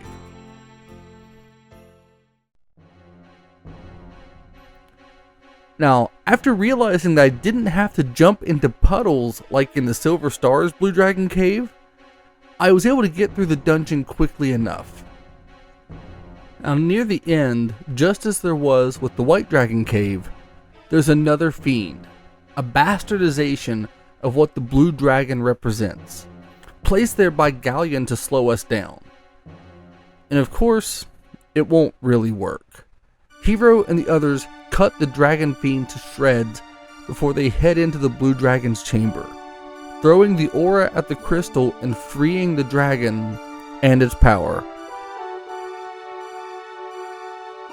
It's just as talkative as the Blue Dragon from the previous game, and he knows who Lucia is and the reasons for her to be here. Lucia and the dragon speak, and Lucia demands that he not speak about some things in front of the others here, showing that there's still something big that we can't know. But the dragon is ready to help when the time comes, giving the dragon crest to the party, leaving Ruby to wonder what kind of dragon she will end up being, questioning herself. I love that they were subtle in the growth of Ruby, and it's nice to see it all slowly coming together for her. Now, after we leave the cave, it's time to get moving, but as we start to take off, we see something massive.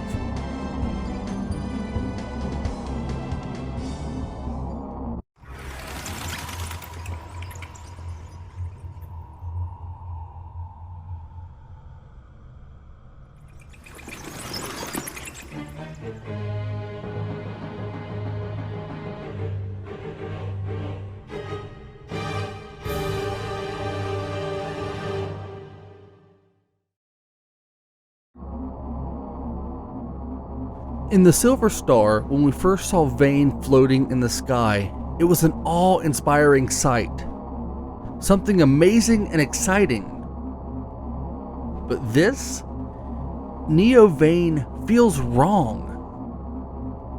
And it attacks us, trapping the dragon ship to keep it from moving. So now we have to head out on foot to try to make our way forward. And there's nowhere to go but into a cave. This cave must have been part of an old mining operation, crawling with monsters as it seems to have been abandoned. Now eventually, we'll make our way out of the cave and into the city of Zabak. And yes, I'm struggling with a lot of the names of the towns and some of the things like that in this game. So if I'm pronouncing these in a way that seems weird to you, I know I should have addressed it sooner, but please just bear with me. I really am just doing the best I can with these. So we make our way through this maze of a city before we find the transporter to Neo Vayne. We then head up inside and we're welcomed in. The woman at the entrance is kind, but when we start to head inside, something goes terribly wrong.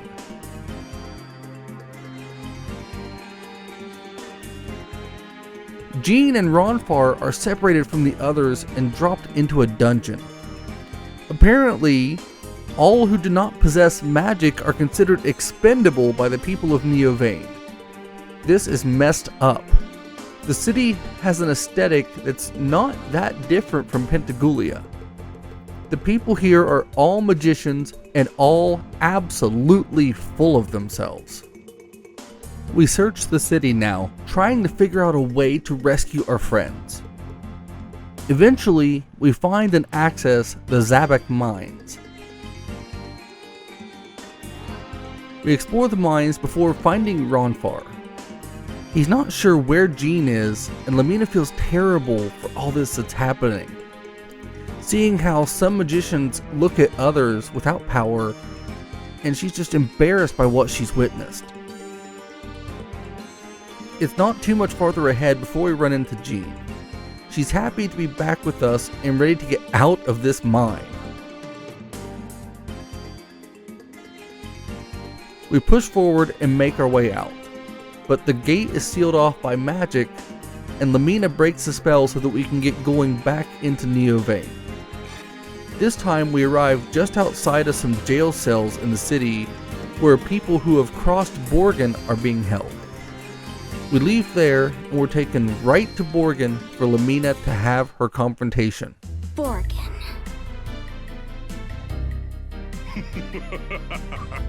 Why, if it isn't little Lamina and friends. I trust you've had time to look around Neovane.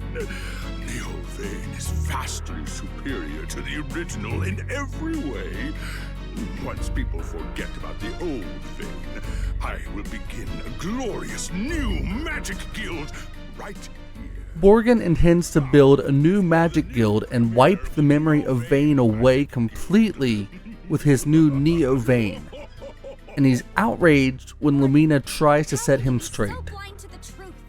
This city has opened the eyes of Lamina, and it's incredible to see her maturity as she confronts Borgen. I said you're wrong! But so was I. I was obsessed with trying to bring the Magic Guild back to its former glory, until I saw this disgusting mockery of everything Vane stands for.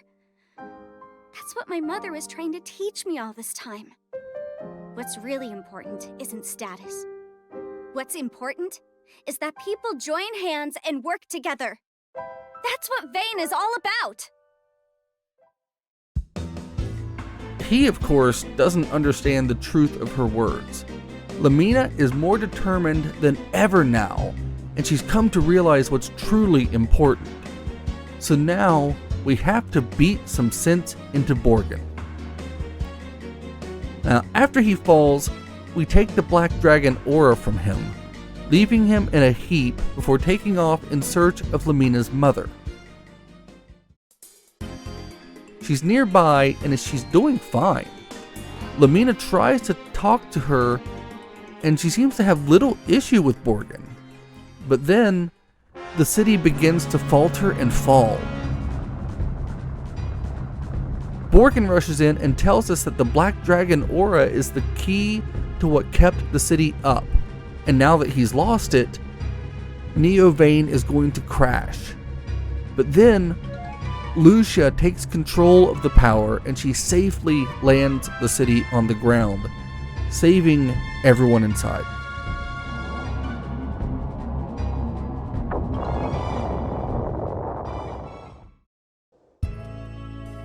Borgen is upset with her before realizing that he has no powers now.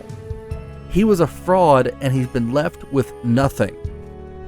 He wanted this city to become important, but he feels like he's nothing now. Borgen begs Lamina to finish him off, but instead, she apologizes to him. Lamina sees what he had become and the selfish nature of the Magic Guild of old, and she wants to be better. She believes that they can work together and create a better world and a better Magic Guild.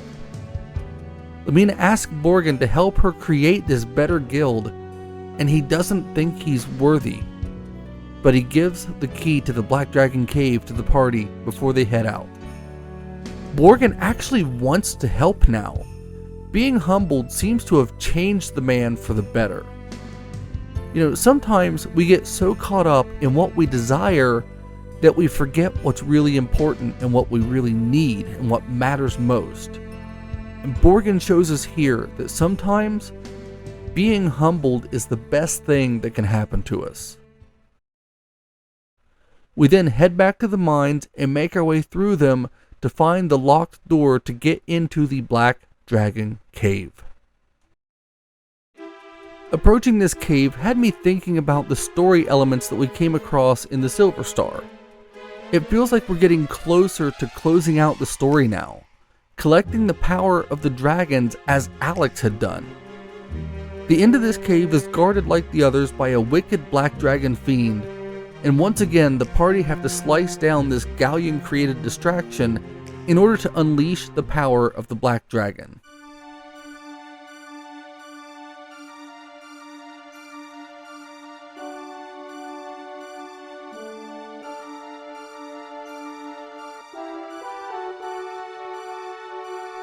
This dragon is happy to see Lucia is here, knowing the mission that she has. The dragon understands how she is torn on what to do, and he speaks of the dream of Althena for Lucia. He seems so wise when he speaks to her, and the power to save the world before sending us off to unlock the power of the red dragon, leaving Ruby to finally face her destiny.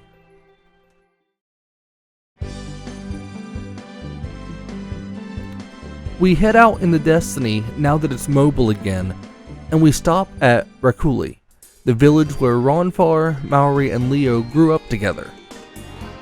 We find Leo here. He's been waiting on Ronfar to arrive before bringing up an epidemic that had struck the village years ago. The illness claimed the lives of so many of its victims, all except for Maori. Ronfar took a chance and gave a potion to her that has changed Maori into what she is now, this dark shadow looming over him. Leo is determined to find a way to save Maori and tells us that he needs time to think before departing us again. Ronfar is a mess here. He still carries guilt for the change in Maori. We look around the small village and we learn that Maori is cleansing souls and that people are coming back brainwashed. The village is scared of her, but they feel powerless, afraid to step up to Maori and try to stop her or the rest of the Chosen. One villager gives us a letter that Maori wrote to Ronfar while having clarity. It's heartbreaking as she tells him that she's like a marionette and asks Ronfar to cut the strings. We learn that the cleansing involves drinking a red potion, just like the one that had changed her. We go to speak again with Leo and he talks about what happened back then. He tells Ronfar that he had no way of knowing what he was giving her. He knows about the cleansing and says that Maori has the red dragon aura. Leo believes that they have to kill Maori, but Ronfar is having none of it. Leo rushes off to confront his sister, and Ronfar and the others go and find an ancient stone that may contain some of Althena's power. Lucia believes that this could help to cleanse Maori and break the hold of Zophar. So now we head to an old temple to the north of the village. This place is crawling with Chosen as well as people waiting to be cleansed and the brainwashed victims of said cleansing. We can't get too far right now as the paths are blocked, so we have to find another way to get deeper into this place. Now, as suspected, the inner chambers are crawling with enemies. This place is just as corrupted as any of the other holy places that we've been to so far. This world has fallen so far away from where it was during the time of Luna and Alex. Everything here just feels so fake and vile. We eventually find the stone, and Lucia releases Althena's power within it, which wipes away all of the influence of Zophar over the people that had been corrupted by this cleansing.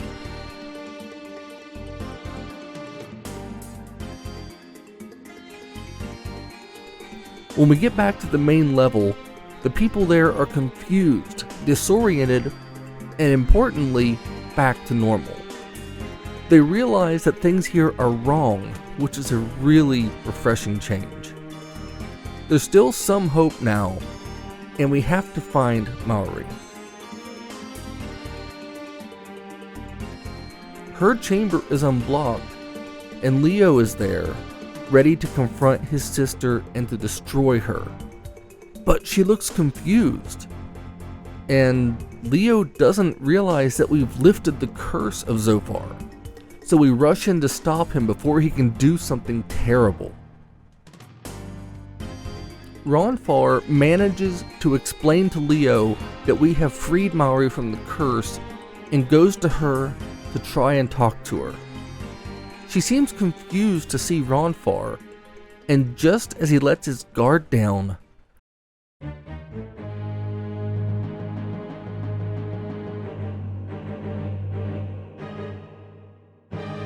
Maori moves back and lets them know that she is still deeply under Zophar's control. Lucia tells us that Zophar has had hold for too long for the stone's power alone to save her.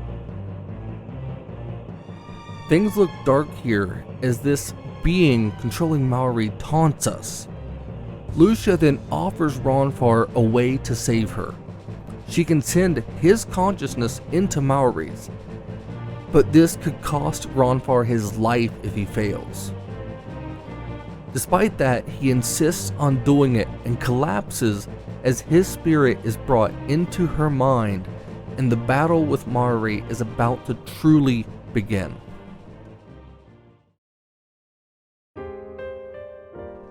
Ronfar is inside of her mind now, and as he explores, he sees memories of a time when a younger Ronfar tried and failed to save her from monsters, as this creature controlling her tries to insist that it's too late and that her heart is gone.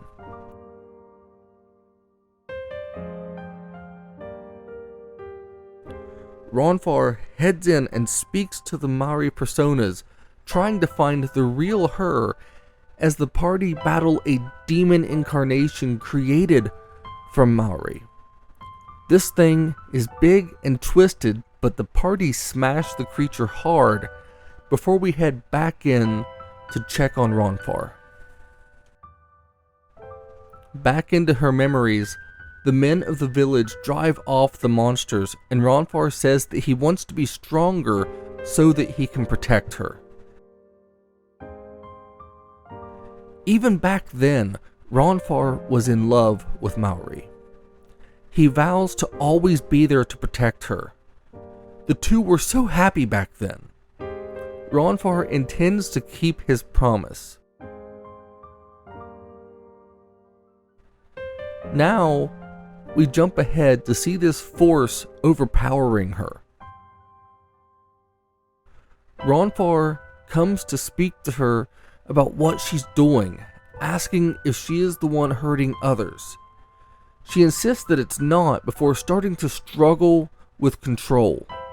The evil force works hard trying to get rid of the rest of the former Maori as Ronfar moves to confront her again.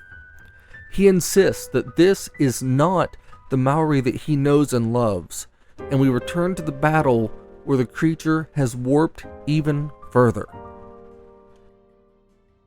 The party pound the hell out of this demonic creature before we find Ronfar and Maori both laying lifeless on the floor.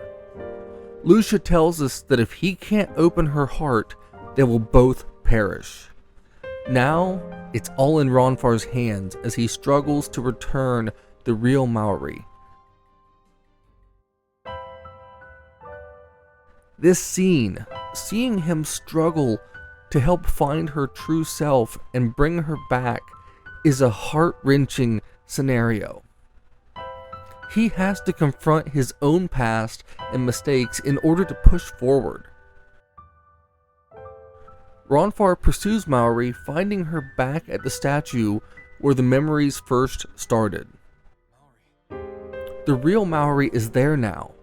She remembers all of the evil that she has done under Zophar's control, and she begs Ronfahr to just leave her. But of course, he can't, and he won't. I've done such horrible things to so many people.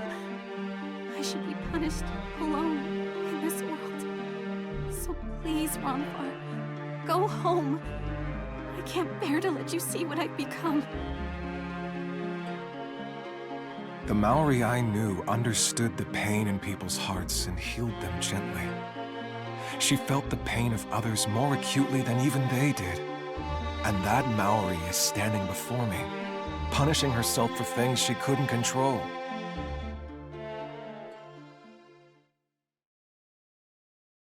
But Ronfahr, Maori, I won't leave you alone again. If there is a burden to carry for what you've done, put it on me. I can bear it. Just come with me. I can show you the love you deserve.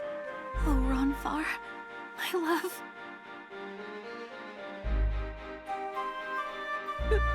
Ronfahr, are you sure? I don't... Oh, Mallory, you haven't changed at all. This is the feeling I missed all those years.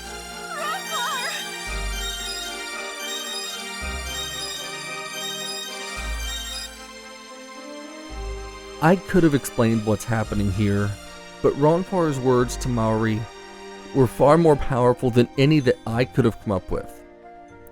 Ronfahr has saved the love of his life. They are reunited with the rest of the party. Leo is grateful to have his sister back. Maori is just happy to finally be herself again, free of Zophar's evil.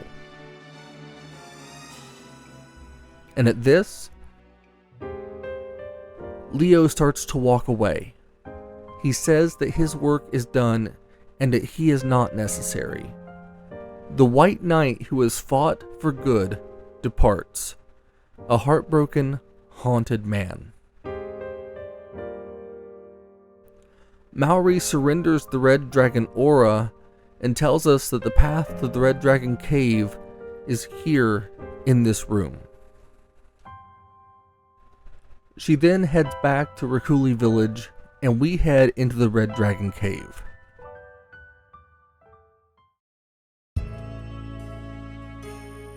Now, it's time for Ruby to shine, and she is scared. She doubts herself, not sure if she can do this. Null then arrives, having been watching Ruby all this time. He comes to tell her that she is eternal and she has an important job. He talks about losing those that we care about and chastises Ruby, telling her that she will eventually lose all the friends that she cares for, just as he has. But he then assures her that the memories will live on with her. She needs to value the time that she has with them and keep these memories. Ruby is a dragon and she has an important place in the world. Null lets her know that he is here for her. And with his words in her heart, the party head into the Red Dragon Cave.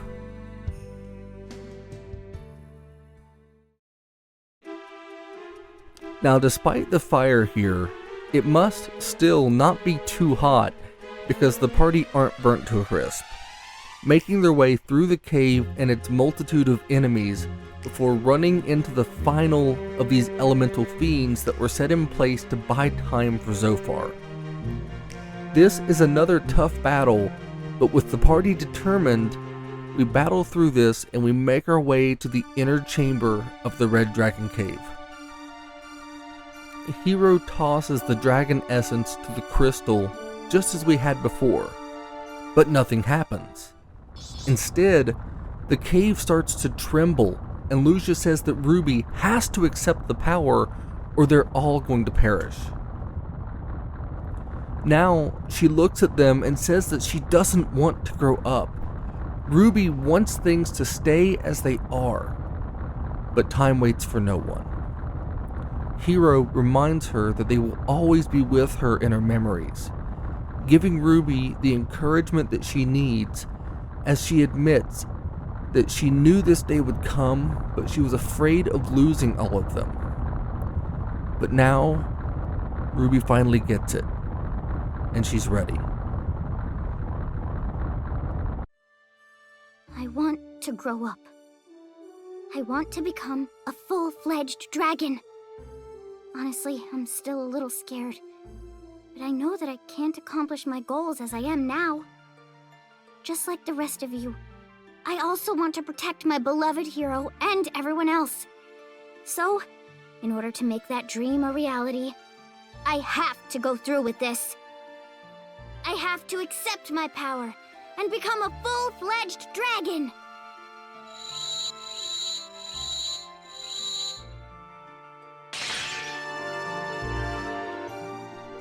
Now, she's taken her true adult dragon form, accepting the dragon's power before reassuming her normal form, deciding that she likes it best. But she has taken on the power and gives us the red dragon crest. Now, aside from the cool armor, we have all the powers that were given to the Dragon Master so long ago. And with the power of the dragons, it's time to return to Pentagulia. However,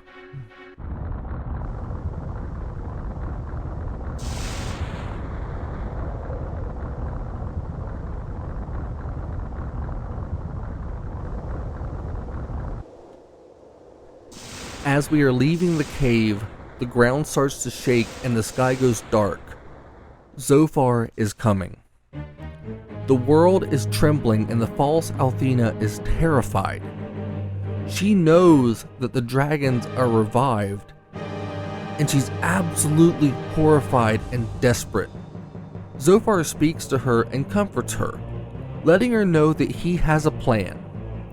He promises the fake Althena eternal youth and beauty, getting her to calm down, even if she is still scared.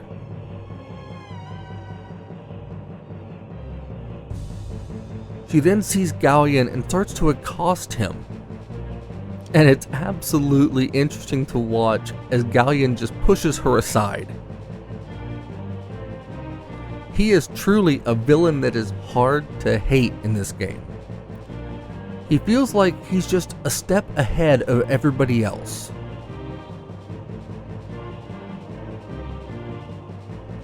We then go back to the party and Ronfar's desire to change his underwear before they head out of the old temple so that they can start their journey back to Pentagulia.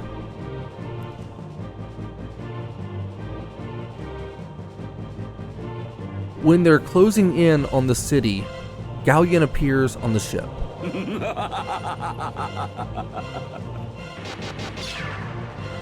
Galleon! What are you doing here?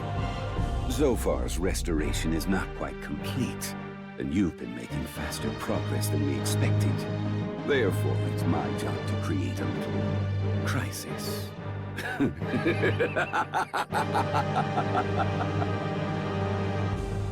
He's here to slow us down, and Lucia confronts Galleon.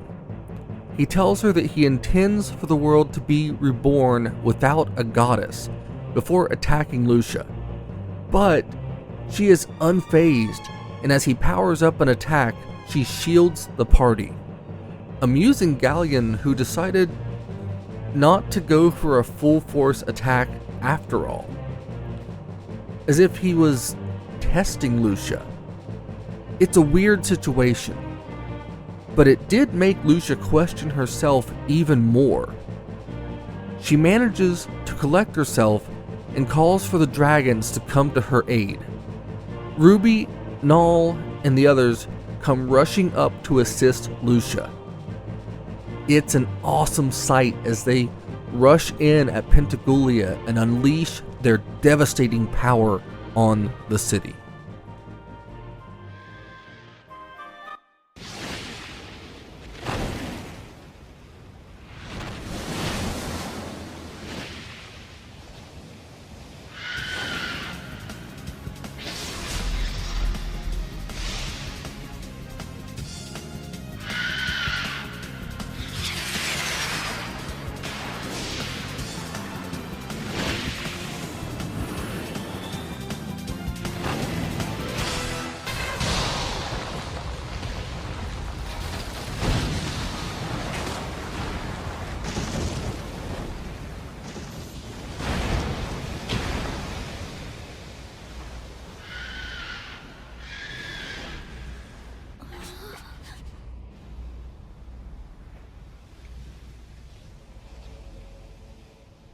The party look on as the dragons wipe out all of the other towers, destroying the seal on the goddess tower.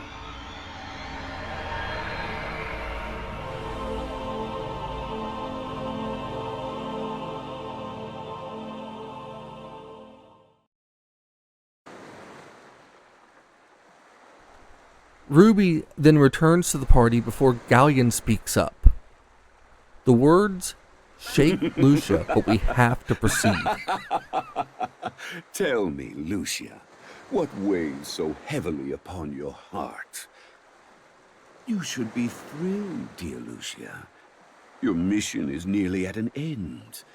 Go forth, princess of the Blue Star. Go forth and meet with the goddess Althena. Or are you starting to realize what the consequences of that meeting will be?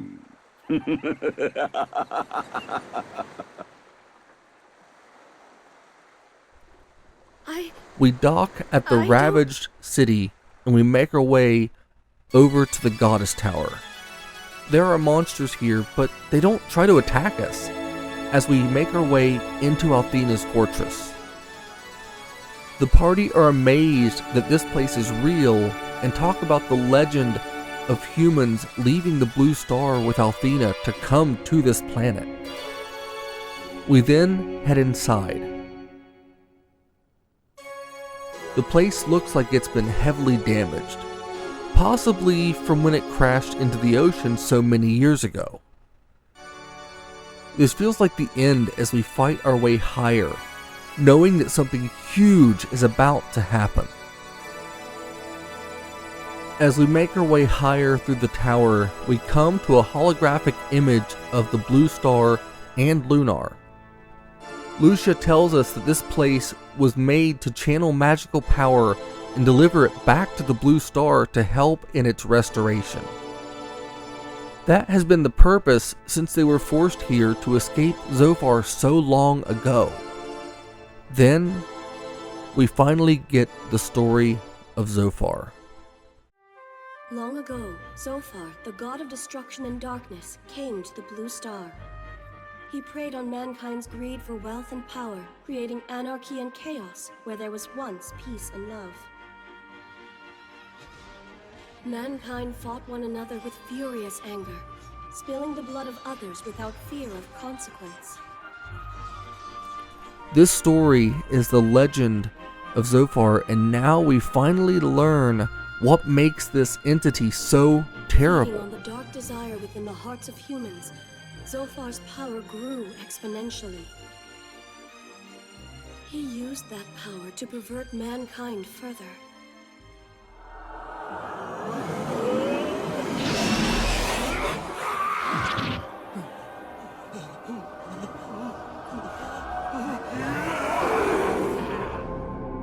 Humans, wild with bloodlust, were transformed into hideous beasts. The people suffering under Zophar's reign of terror implored Althena to rescue them.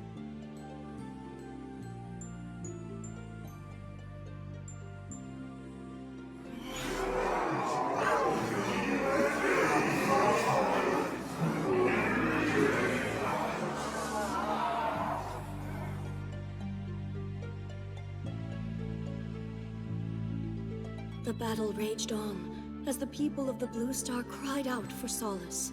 And then...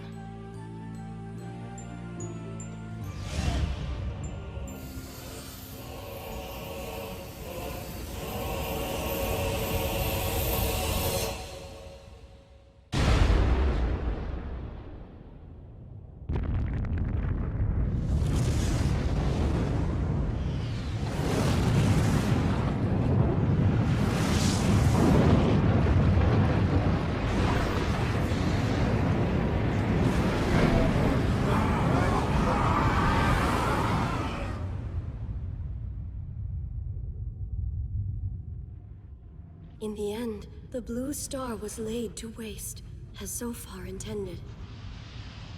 However, all hope was not lost on that fateful day.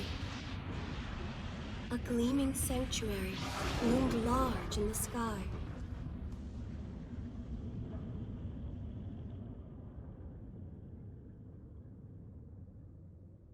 The once dead world of Lunar was transformed into a thriving land of wonder. Althena moved the surviving humans there and left the Blue Star to safeguard them. Meanwhile,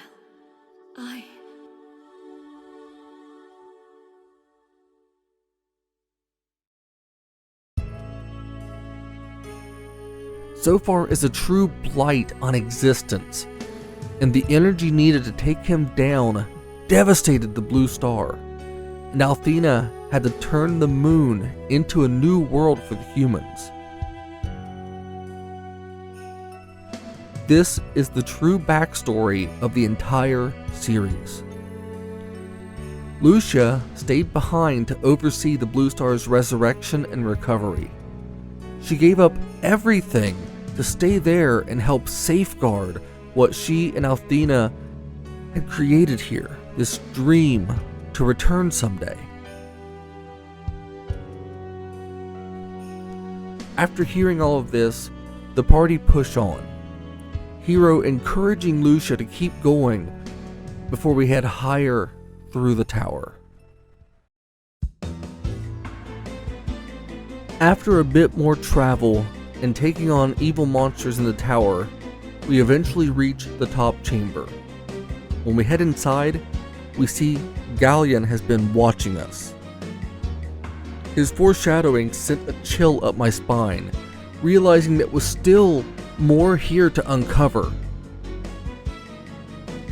For all we know, this story has not yet reached its climax.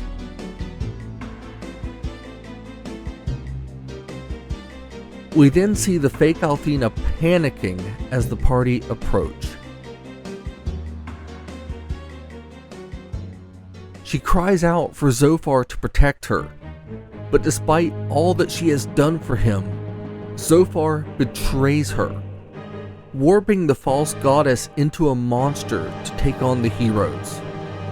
I almost feel bad for her, more pity than anything. This fake Althena was willing to do anything for beauty and eternal life, only to be warped into an absolute monster by Zophar for all of her faithfulness to him. Even the enemies in this game are eventually victimized by this great destroyer, who doesn't care for these people at all. The only thing that Zophar cares about is total destruction.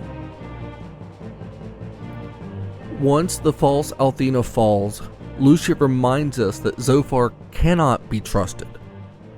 Then we push forward, entering the chamber where our last story climaxed. And inside, we find Null. He tells us this is the home of Luna, Althena. Here, Null shows Lucia the truth, something that he has kept from us this entire time.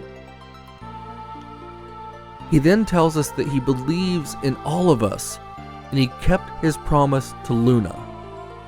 And we see Null tearing up as he reflects on the heroes of that age. And going through this, it brought a tear to my eye too. I was right there with Null, remembering my friends, even as I had made all of these new ones. The memories living in the heart of Null and all of us who were there with them for their adventures. And here, we finally hear from the goddess Althena.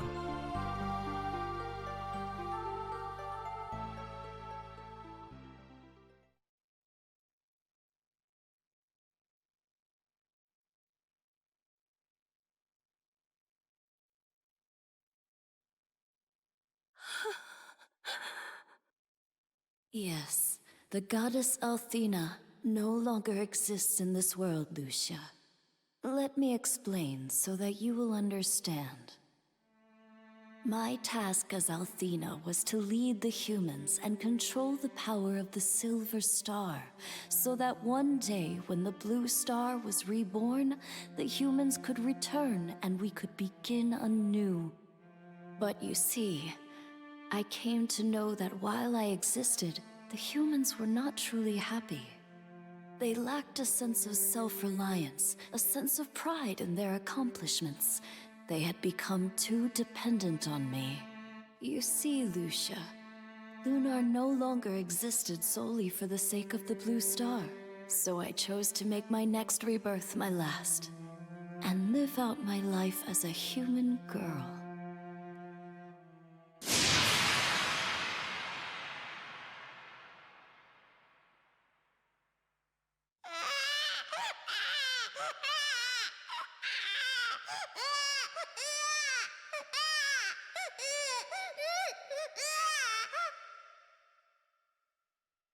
Yes. See, the people, they no longer needed a goddess as they had the freedom to take charge of their destiny. And now, Lucia, you have come here seeking my power. And yet, I no longer exist. But what you must know is that you hold the power to accomplish your mission. It has been years since you arrived. I truly believe that humans have the ability to rise up in the face of any adversity, to make the future bright for future generations. Lucia, you have never been alone on this journey. To reach this tower, I know that you must have had the help of many good friends. If you trust what you felt in this journey, and also in the power of the companions who have stood close at your side, then you need only to believe in the power of humanity to gain it. If that power becomes yours, you shall achieve the one thing Zophar fears most: victory.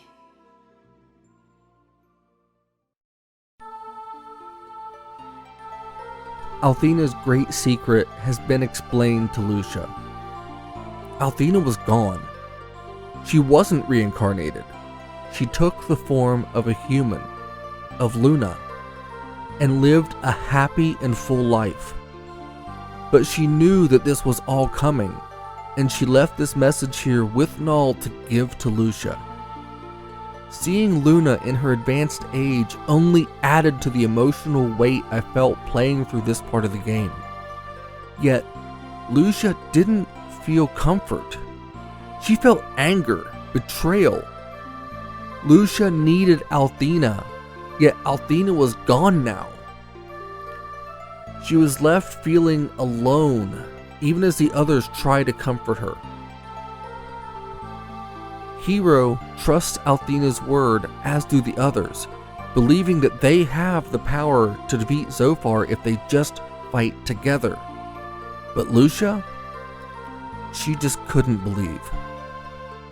Everything she was working toward, her mission, was all upended by Althena, and the weight of her mission on her shoulders was overwhelming Lucia. She believes that there's only one thing she can do: calling for all of the power of Althena in one terrible moment, where she took all of the magical power of Lunar from the world, claiming that power for herself.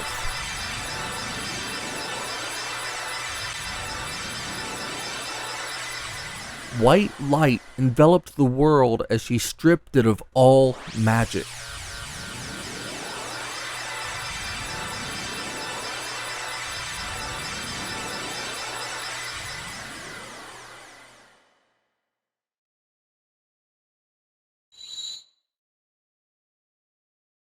She then apologized to Hiro before taking off.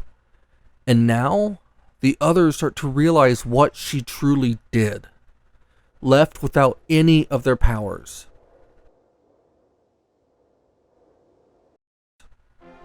They are helpless now and leave the tower to try and figure out where Lucia went so that they can help her, still not willing to abandon their friend. We get back to the Destiny and realize that there's nothing we can do, moving away from Pentagulia just as something massive envelops the city. Jean, can you see what's happening up there?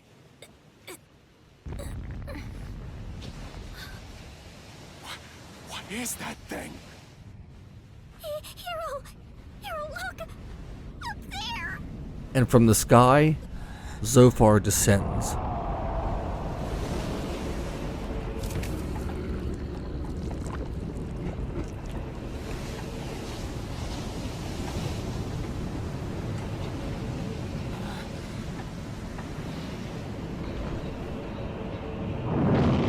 I was torn throughout this video, as I have been in many others of mine, with including the cutscenes.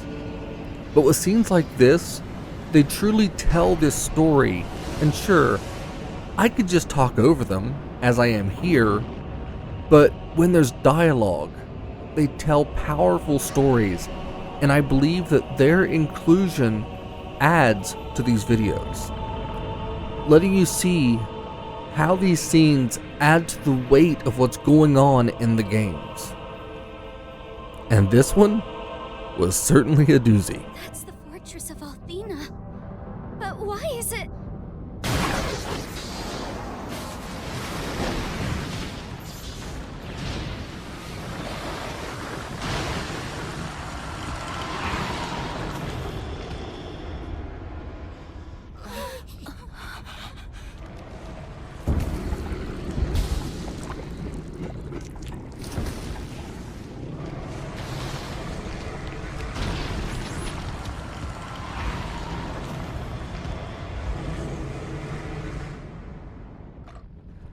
And now, we see that the Goddess Tower was swallowed up, as Zophar's resurrection is complete.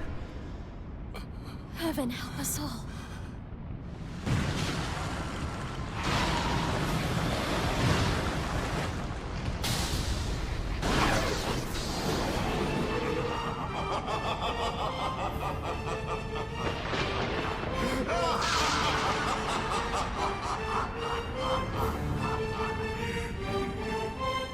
It's him.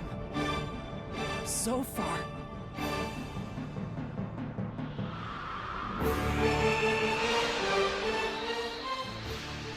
The massive evil that destroyed the blue planet, and now he's draining this world of power, wiping out all of the water in this area, leaving a massive scar on the planet as we see the more moon-like surface of Lunar where the sea had been.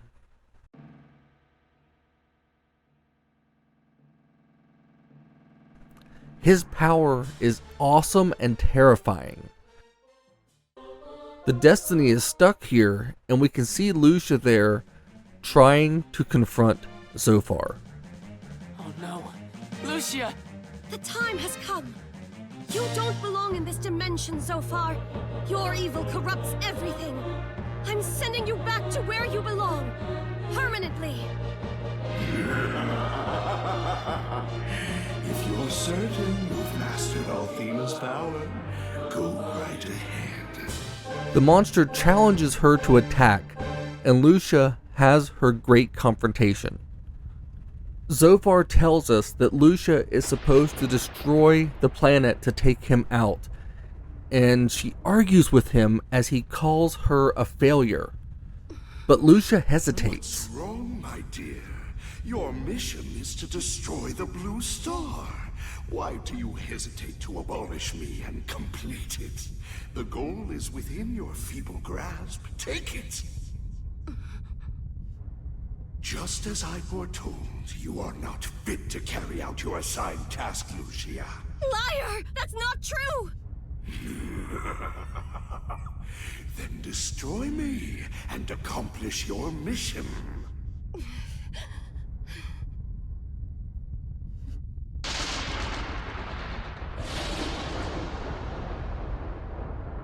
What the heck are you waiting for? Get in there and kick his stupid, big, ugly butt, Lucia! I got 20 silver that says you can take him down! Lucia. Do you believe in the power of humanity after all, as Althena did? Lest you forget, they enabled my return with the power of their dark nature. See, Zophar is manipulating Lucia and moves in closer to taunt her. He tells her that using the power will destroy this world as well as it did the Blue Star, a sacrifice that Lucia is not prepared to make. Althena's power is your only hope, Lucia. Destroy me with it, and decimate this miserable world in the process.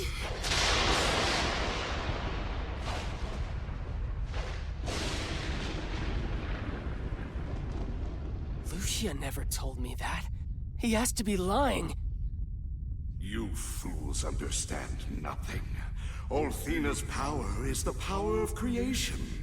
And there can be no new creation without disposing of the old. Unleashing that power on me will reduce this world to ash, just like the Blue Star. Hiro now knows the secret that Lucia was carrying this entire time. The reason that she feared getting close to them. Althena didn't do that. You're lying! Ah, you only wish I was lying. Then it would make it easier to delude yourself into believing in a happy ending.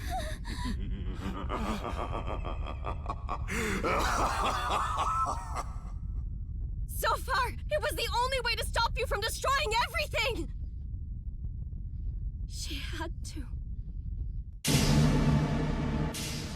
Lucia says it was their only choice, and we see Althena's sacrifice so long ago to defeat Zophar, and the devastation that it brought to the Blue Star.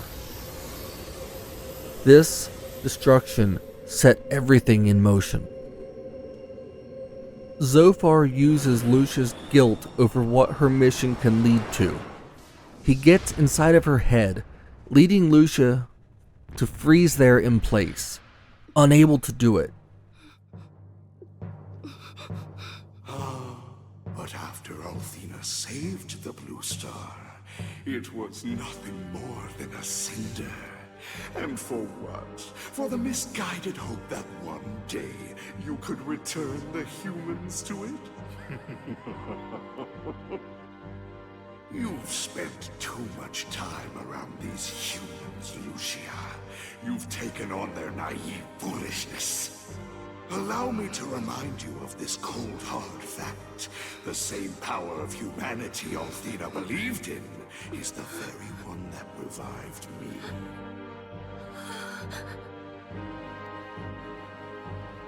Come, my pet. Why do you hesitate? There is no need. Destroy me and everything you've come to love. Complete your mission.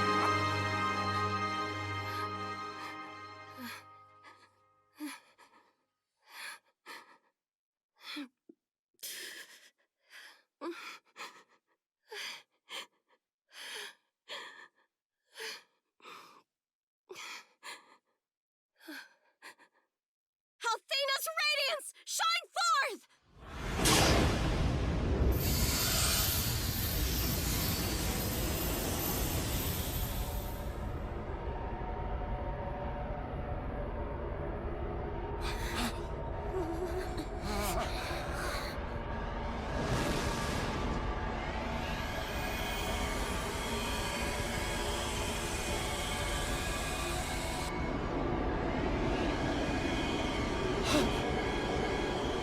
She knows what she's there to do. And as she starts to summon up the power, everybody watches in horror. Her energy encircled Zophar, but she just can't do it. Her heart breaking as she worries about her friends. I must remain focused on my task.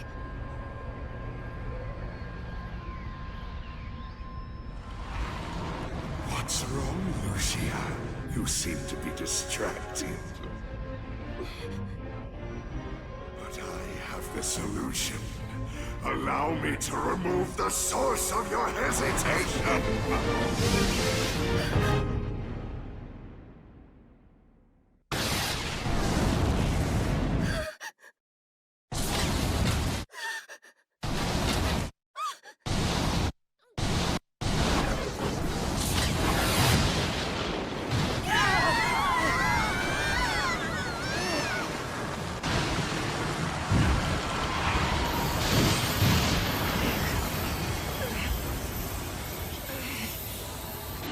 Then, Zophar fires a blast at the Destiny to wipe the party out. But Lucia throws herself in harm's way to save them, using all of her power to protect her friends, which leaves her helpless and captured by Zophar.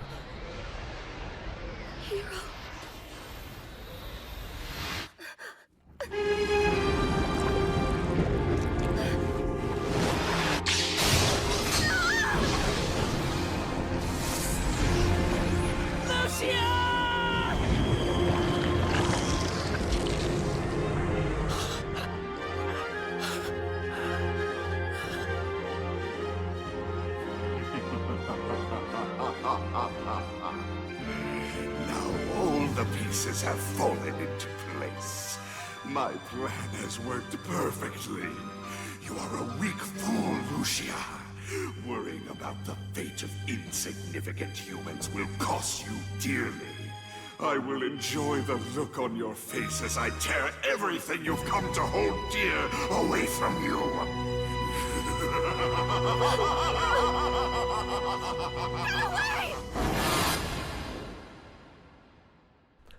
The demonic entity has taken Lucia as a prisoner, as the others are helpless to watch, now wielding both his power and that of the goddess Althena.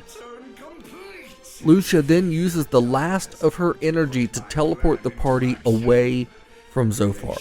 We'll start anew, but this time it will be the creation of my design. Worlds will rise to a glory or wither to dust at my whim. And the best part is that no one can stop me.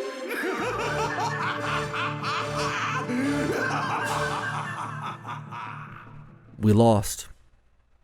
Lucia lost.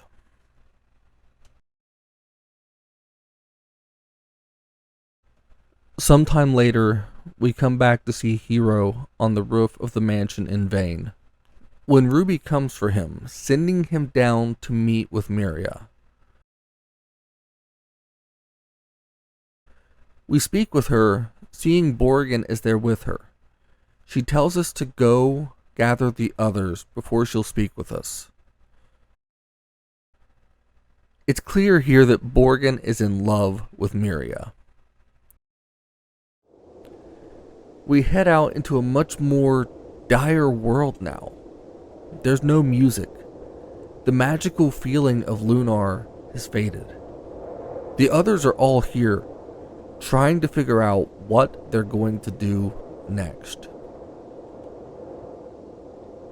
Jean is training with Lun and says that we all have to be stronger to go after Zophar. We find Lamina in the old Cave of Trials. She is struggling but refuses to give up. She then makes it clear that, giving up is something that she is never going to do. Ronfar is with Maori in the library, and he says that he's not ready to give up either. He's got reasons to fight and someone to fight for. It's awesome that nobody in this party is willing to give up.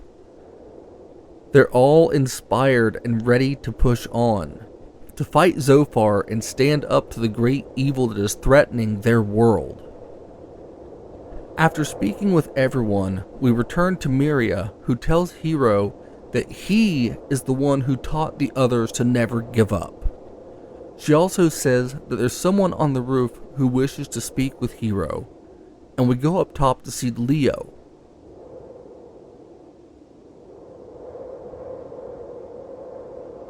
He's still ashamed of his role in all of this and how he had helped Zophar. But that is why now he wants to fight alongside us to save this world. They don't have much time. While everyone else is confident, Hiro is struggling now with his own confidence. And as they go to head back downstairs... My. Looks like the hero doesn't pass muster in our little morality play. How delightful. Galleon! Well, now that you have failed in every possible way imaginable, the whole world awaits execution at Zophar's hands. But that's too good an end for you. You're not worthy to live for Zophar's judgment. Your bringer of death is me. Galleon challenges Hiro to fight here, and on the roof of the building, he asks if Hiro just wants to surrender. He slashes at Hiro's spirit with his words, calling him out for his fears, questioning him before Hiro says that he's not afraid of Galleon or Zophar, saying he doesn't understand why Lucia was suffering. For Galleon to tell him that it was because of Hiro that she suffers. If not for him, she would have had no problem taking out Zophar. But he made her appreciate the people and made her care about him. Then, Galleon blasts Hiro and asks him how he can do anything.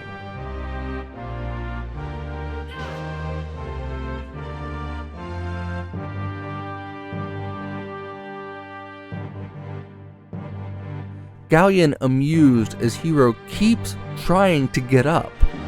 And then, the others rush to Hiro's aid. I think you're getting ahead of yourself, Galleon.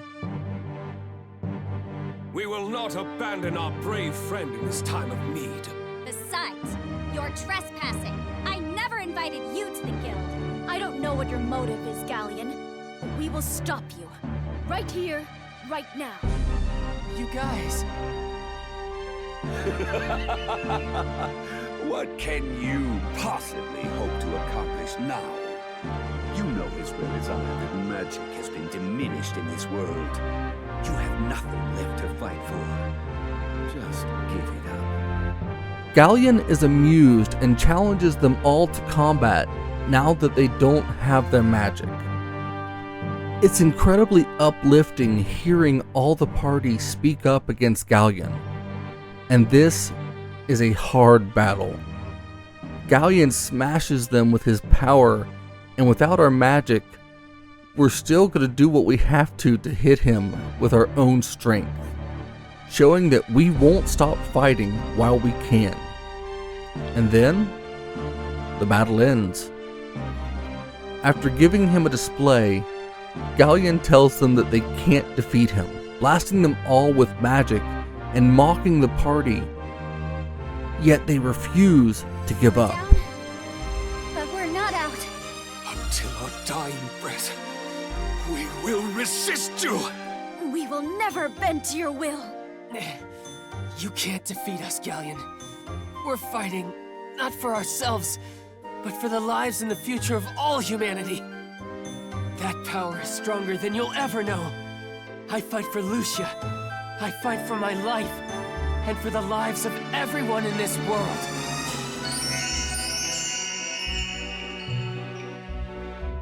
Your magic returns to you. But of course it does. The courage to live in a way you won't regret. The desire to protect the ones you hold dear. Those emotions are the true source of the power we call magic. Now show me, humans! Show me the full extent of the power that once defeated me! Now, the party have regained their magic through force of will and the desire to fight for something bigger than themselves. Galleon then surprisingly demands that they show him their power. He wants to see just how strong they are. And it's a tough battle, but now that we're recharged, the party managed to persevere. This change in Galleon's heart is one of the best things in this game to me. He isn't evil. Even as the Magic Emperor, he thought that he was doing the right thing. And now, as his body is crumbling, he had this second chance and he wanted to test the party. Hiro, wipe the sorrow from your brow. Even though I must again die, there is no regret in my heart. I have tried to atone for my sins of the past by helping you. I am grateful that I had this opportunity. Galleon! Galleon had his redemption arc. He gifts his sword to Hiro and encourages the party to continue, telling them that they have to kill Lucia to take her power in order to defeat Zophar. But Hiro insists that they can and will save That's what you were Lucia. really hoping to hear, right? I guess so, Hiro. I had a feeling that would be the path you all chose. But Zophar has become a perfect deity. Your chances of victory are 1 in 1,000. No, 1 in 1,000,000. Do you still insist on fighting him regardless? This conversation is Lunar's big moment.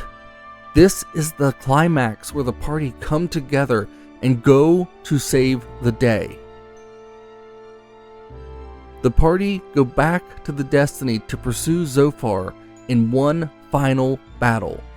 The most emotional moment for me was when everyone departed and Galleon spoke to the spirit of his long-gone friend, Dyne, before Galleon fades away.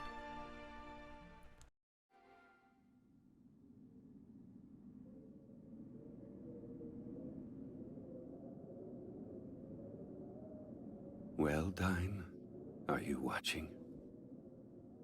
These children shine with your light. This had me in tears. The redemption of Galleon is easily one of the most moving moments of this game. Of the entire Lunar series. His final words as they head to battle giving this such a cinematic feeling.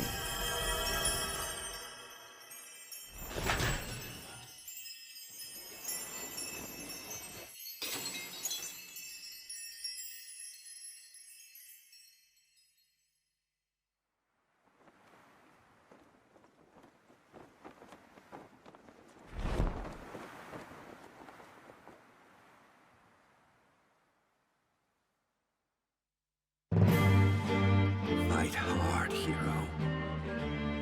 Believe in your friends. The final test lies before you.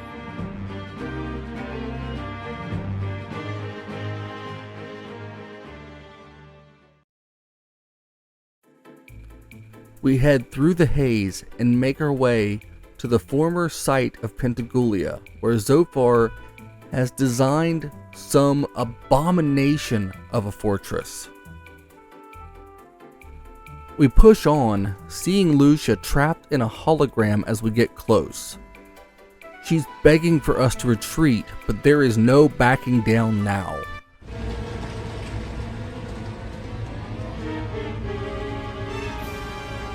What has Zophar done here?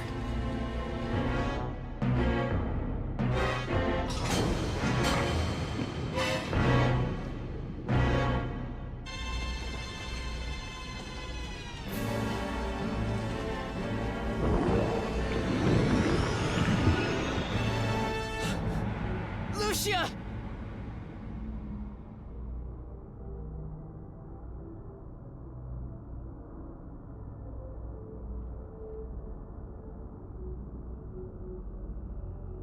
Hiro, run away. You must get away from here. Zophar is too strong. No one has the power to stop his evil as he is now.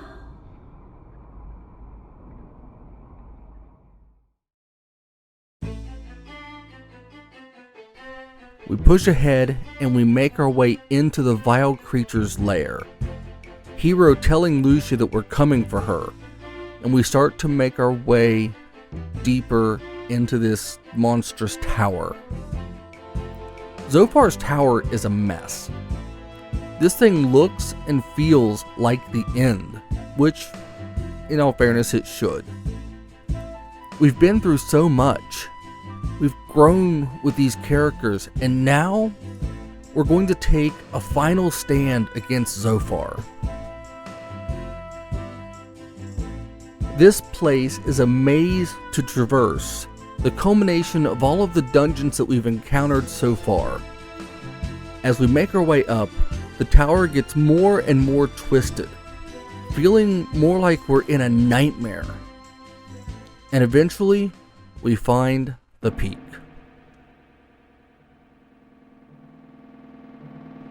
Lucia is trapped at the top of the tower by Zophar and tries to tell us to run, but that's not going to happen. Zophar is at the height of his power, holding all of his own power along with the power of the goddess. He has transformed himself into a new divine form right out of a sci-fi nightmare, and he's taunting us.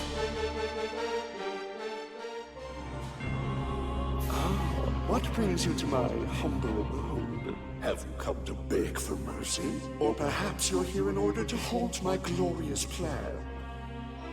Well, it doesn't really matter which one it is. My new age of supreme darkness has already begun, and you haven't the slightest chance of stopping me now.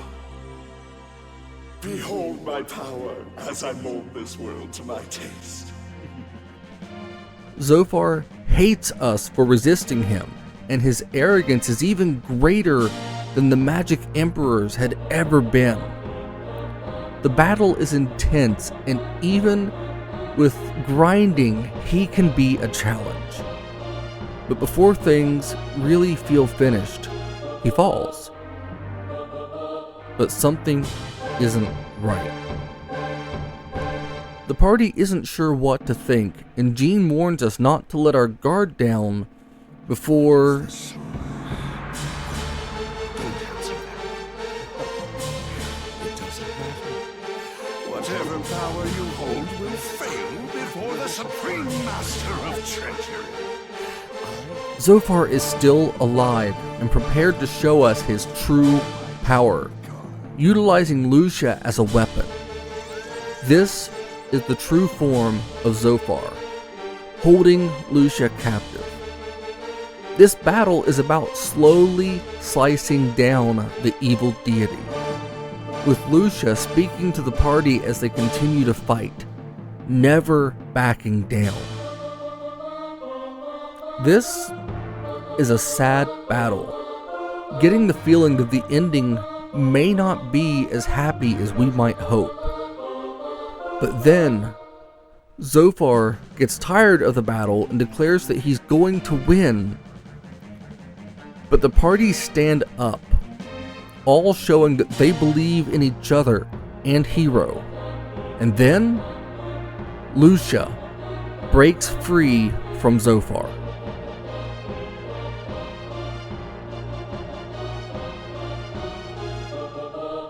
Lucia finally understands what Luna told her. She believes in her friends, and that alone is enough to give us the final push to wipe Zophar out in this battle for the very existence of Lunar. Eventually, Zophar is stunned as they take him down. Lucia returns to the party now, but things aren't quite over yet.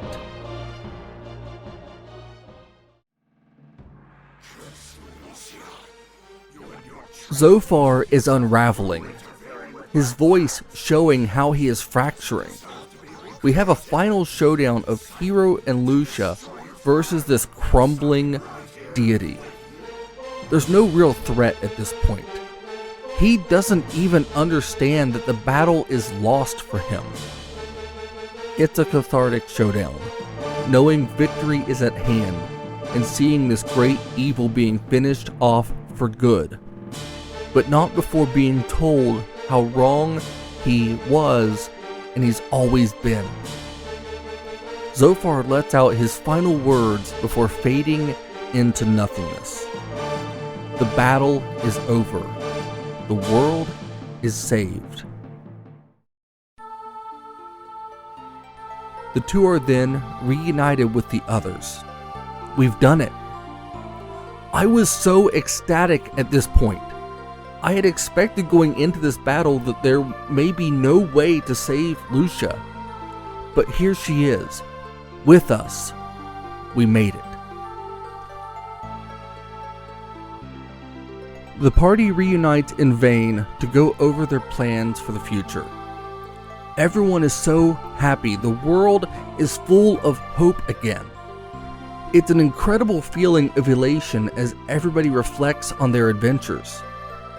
Null even invites Ruby to travel with him and to show her more of what it's like to be a dragon. Ruby has grown so much. They all have.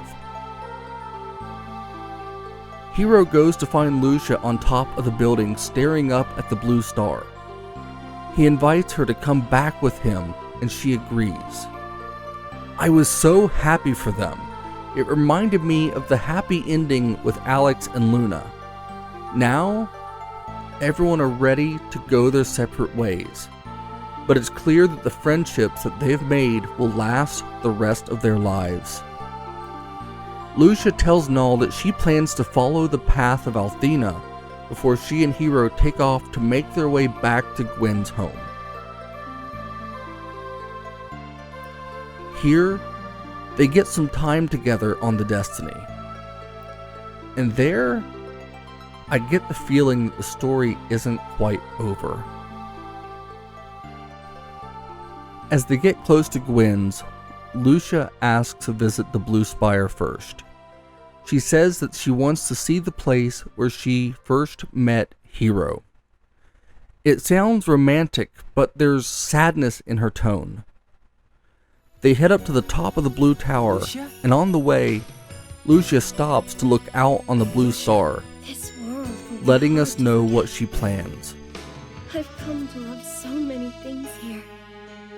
The bright green grass, the dazzling light of the clear blue sky, and the people whose strength of conviction shines brightly on to eradicate evil. Yes, the inner strength you humans possess is the kind of magic that can revive the blue star. There's no longer a need for someone to rule and guide humans. You have the strength and power to control your own destiny. And that's the greatest gift of all. Lucia? What are you... I felt my heart breaking for both of them as I heard her words. She's not human.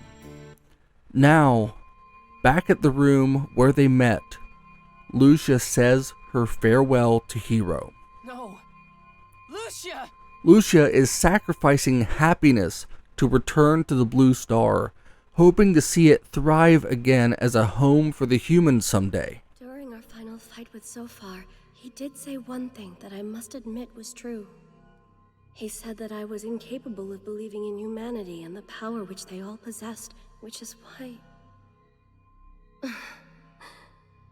That's why I could not believe in you. No! Lucia, what are you doing? When I came here, I didn't even know the meaning of humanity's power, so how could I believe? The one who taught me about it, of love, was you, Hiro. And it's because of that I can return to where I came from. Back to the Blue Star.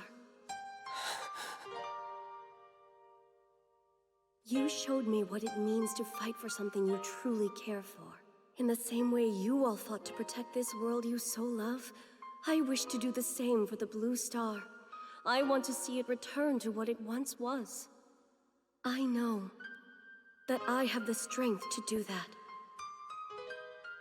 Because if I've learned anything, it's that my feelings for you are powerful enough to create a miracle. Don't go! Lucia!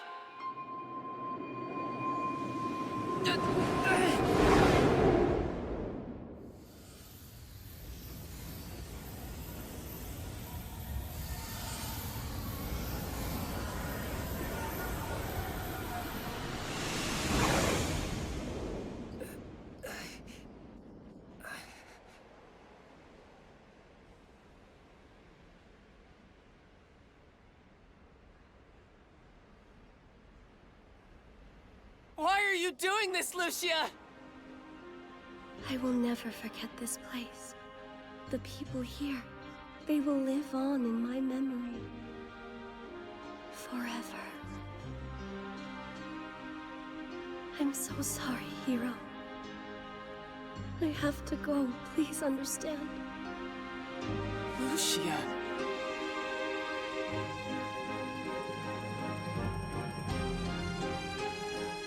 Hiro, I must go back to the Blue Star.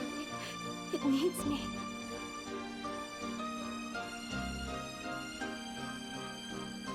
Goodbye, Hiro.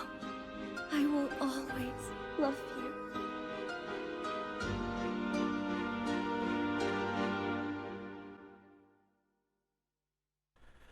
My heart was aching as I saw the end of the game. This was one of the saddest endings I had ever encountered in a video game. Yet, I understood what she was doing. I really did. Sometimes, we have to make decisions that are to our own detriment for the good of something bigger, of something more important than ourselves.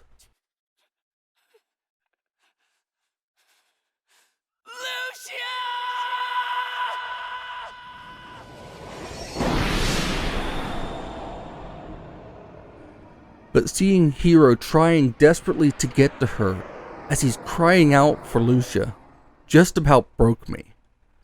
And then we got the credits. Lucia's pendant was left behind for Hiro, and that was it. But Hiro left off saying that he would find a way. He wasn't giving up. And the game fades with Hiro looking for a way to get to Lucia. And Ruby decides to travel with him, going on another adventure. I would have thought this was it, were it not for the Lunar subreddit. These people were so supportive during my time working on this retrospective, as well as the Silver Star project before it. And it was there that I was made aware that there was even an epilogue. Otherwise, I likely would have not even known to look for it. But they let me know, and now I was going off on one final adventure. And it was an even bigger adventure for Hiro than we had just been on.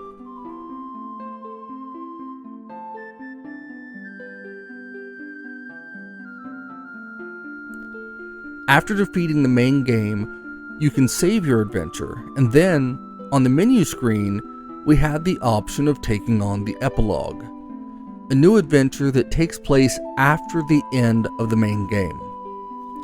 Again, I probably wouldn't have turned the game back on to check for this until well after this video was finished, because I've been recording the entire playthrough, and I would have just assumed that I got everything I needed. The epilogue opens up at Gwen's home. He's talking to Hiro about ideas on how he can find a way to Lucia. Gwen knows how important she is to Hiro and gives all the help that he can. But all we really know is that we need Dragon Eye Jewels. The epilogue has a handful of new dungeons, and I wish I could say that I did them all, but as of now, I really more skimmed them and focused on the task at hand. Hiro travels around the world and finds his friends, bringing them all back together to help him in his quest to reach the Blue Star. Of course, they're all more than happy to help him in this quest, knowing how important Lucia is to him. These people have all grown to become so close now, clearly caring for each other. One of the standout moments is when Hiro visits Null and tells him what he's doing. Null compares Hiro to Alex and gives him Althena's sword, once wielded by the final Dragon Master. Null then tells us about the 5th dragon, the Star Dragon. From there, we head out and we make our way to find the rest of our friends to help us out. On our adventure, we come across a man named Kyle who desperately is in love with the mayor's daughter from the other side of Noda. He wants to marry her, but she is set to marry someone else at the behest of her father. We persuade Kyle to stand up and take a chance. Then, on the bridge during the ceremony, the Destiny rolls in with Kyle on hand. He calls for her to join him on the ship, and surprisingly, she agrees. She leaps from the bridge onto the ship and they move away, the two professing their love before heading back to the city to face their families in a pretty fun scene. But now, we have to focus on finding a way to Lucia. The first place that I entered was a ruin where the game had started. Heading deep in and making our way back up to the room where we first met Hiro. Because there's still one eye here to remove, and after we get it pried out, we just have to go find one more. At this, we are all determined to help Hiro after all their time together. We headed to the spring where Hiro accidentally walked up on Lucia swimming, and the water level has lowered enough now to actually enter the temple there. We head inside and make our way deeper through this temple, adjusting water levels along the way and taking out a massive guardian en route, picking up the second eye gem before heading out. Now, we had what we needed. We just have to find the path to the Star Dragon. It was exciting and still had me on edge. These games love to pull a swerve, so I really didn't know what to expect. And we eventually found the Star Dragon's tower. It was in a state of disrepair, but it was the way. At the top of the stairs was a dragon's head statue. We could feel the story winding down, and took the jewels up, placing them inside of the eyes of the dragon for it to open the path. The tower is massive and the design is ornate, clearly a special place. We slice our way up through the tower, getting closer and closer to finding the dragon. Now when we near the top, there's a massive statue of a monster there, and when we start to enter the chamber, the dragon speaks, asking if we are the ones seeking the Blue Star. This is the voice of the Star Dragon, and its head shows up, talking to the party. He guards the passage between the two worlds and says that he cannot let anyone pass now. He tries to command us to leave, but Hiro is not going to back down. He tells the dragon that he loves Lucia and cannot let her be alone on the Blue Star. The dragon is surprised, and Hiro says that he's willing to fight this dragon if he must. Instead, we're put up against the Star Guardian.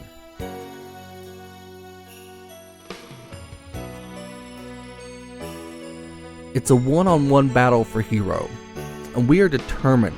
After all that we've been through, there is no failing here.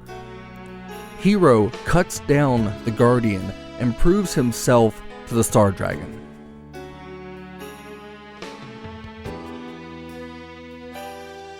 The dragon is impressed, and he says that he hopes Hiro can withstand the harsh Blue Star's climate. But Hiro isn't scared, or if he is, that fear is drowned out by his love for Lucia. They head into a chamber with one of the green crystals like Lucia had used on her way to Lunar, and there, Hiro says his goodbyes to his friends. These friends are so supportive of Hiro. It was wonderful to get this final adventure with them. Hiro, it seems the time has come for us to part ways, but this time we do so as friends. While you are seeking out your future with Lucia and the Blue Star, I shall be wandering this land in search of my own destiny. Well, good luck. You know, up until now, I thought I was the biggest gambler on Lunar, but it's you. I have no idea what lies ahead of you on this journey, but I have no doubt that you'll manage to win it all in the end. So I'm betting it all on you. Well, that's my little pep talk. Take care. Hiro, this is extremely dangerous. I wish you could just stay here with me, but I guess that wouldn't really be fair to either you or Lucia. But then, I think you leaving isn't really fair to me either. Some of what Ruby says really is true, Hiro, you know? But then I'm sure you'll make it back to Lucia just fine. I know you can do whatever you set your heart to, so get out of here before I cry. Go! I mean it! Jeez. I'm mega bad at saying goodbye like this. But this isn't like one of those final forever goodbyes, now is it? You're just going to pick up a friend, right? Oh, who am I kidding? Hiro, just stay safe. It was sad, but I was so excited. And if you saw my Final Fantasy VIII retrospective, you've heard the story of my travel across the country to rescue my now wife from a really bad situation. How insane those circumstances were. And here, Hiro is risking everything to travel to a new world for the woman that he loves. I can understand exactly how he feels here. He's taken through space to the blue planet, the only human there, and seeks out Lucia. There, we see her in a crystal asleep, waiting on the planet to heal, but suddenly,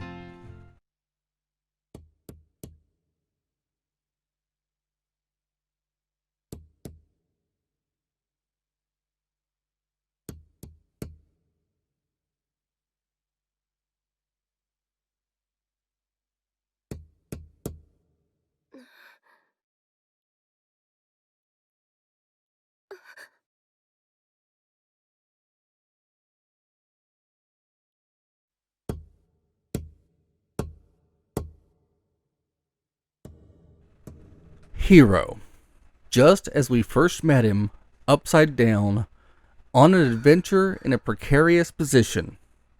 And he looks so happy, as does Lucia.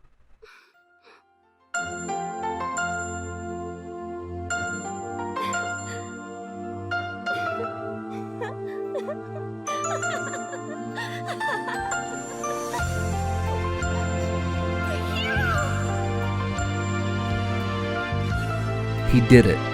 They were together again, against all odds. Now, they stood together looking over the blue star, and the atmosphere was starting to clear up for the first time that we've seen. Not an endless storm, and we see grass. The world is finally healing. It's happening. The two look up at Lunar, the blue star's moon, the home of their friends. But they aren't alone. They have each other. and the Blue Star is a world filled with hope now. It's coming back to life. We have a true happy ending. Lucia and Hiro finally kiss as the game goes to its credits. I was blown away by Eternal Blue. I didn't think it would be able to hold up to the Silver Star story, but it really does stand on its own as an incredible game and an amazing follow-up to one of the most charming RPGs ever. Eternal Blue's cast were absolutely wonderful. The party was a joy to spend time with, and the story may have felt slightly contrived at times, but that happens in life, and it was an incredible journey. I see now why so many people love this game, and while I was blown away on my first playthrough with this, I know that it won't be my last. The world of Lunar is incredible, and it's wonderful that these games have a new life in the form of this remaster collection. Thank you again to everybody who has supported me and my channel. I hope that this video does the game justice.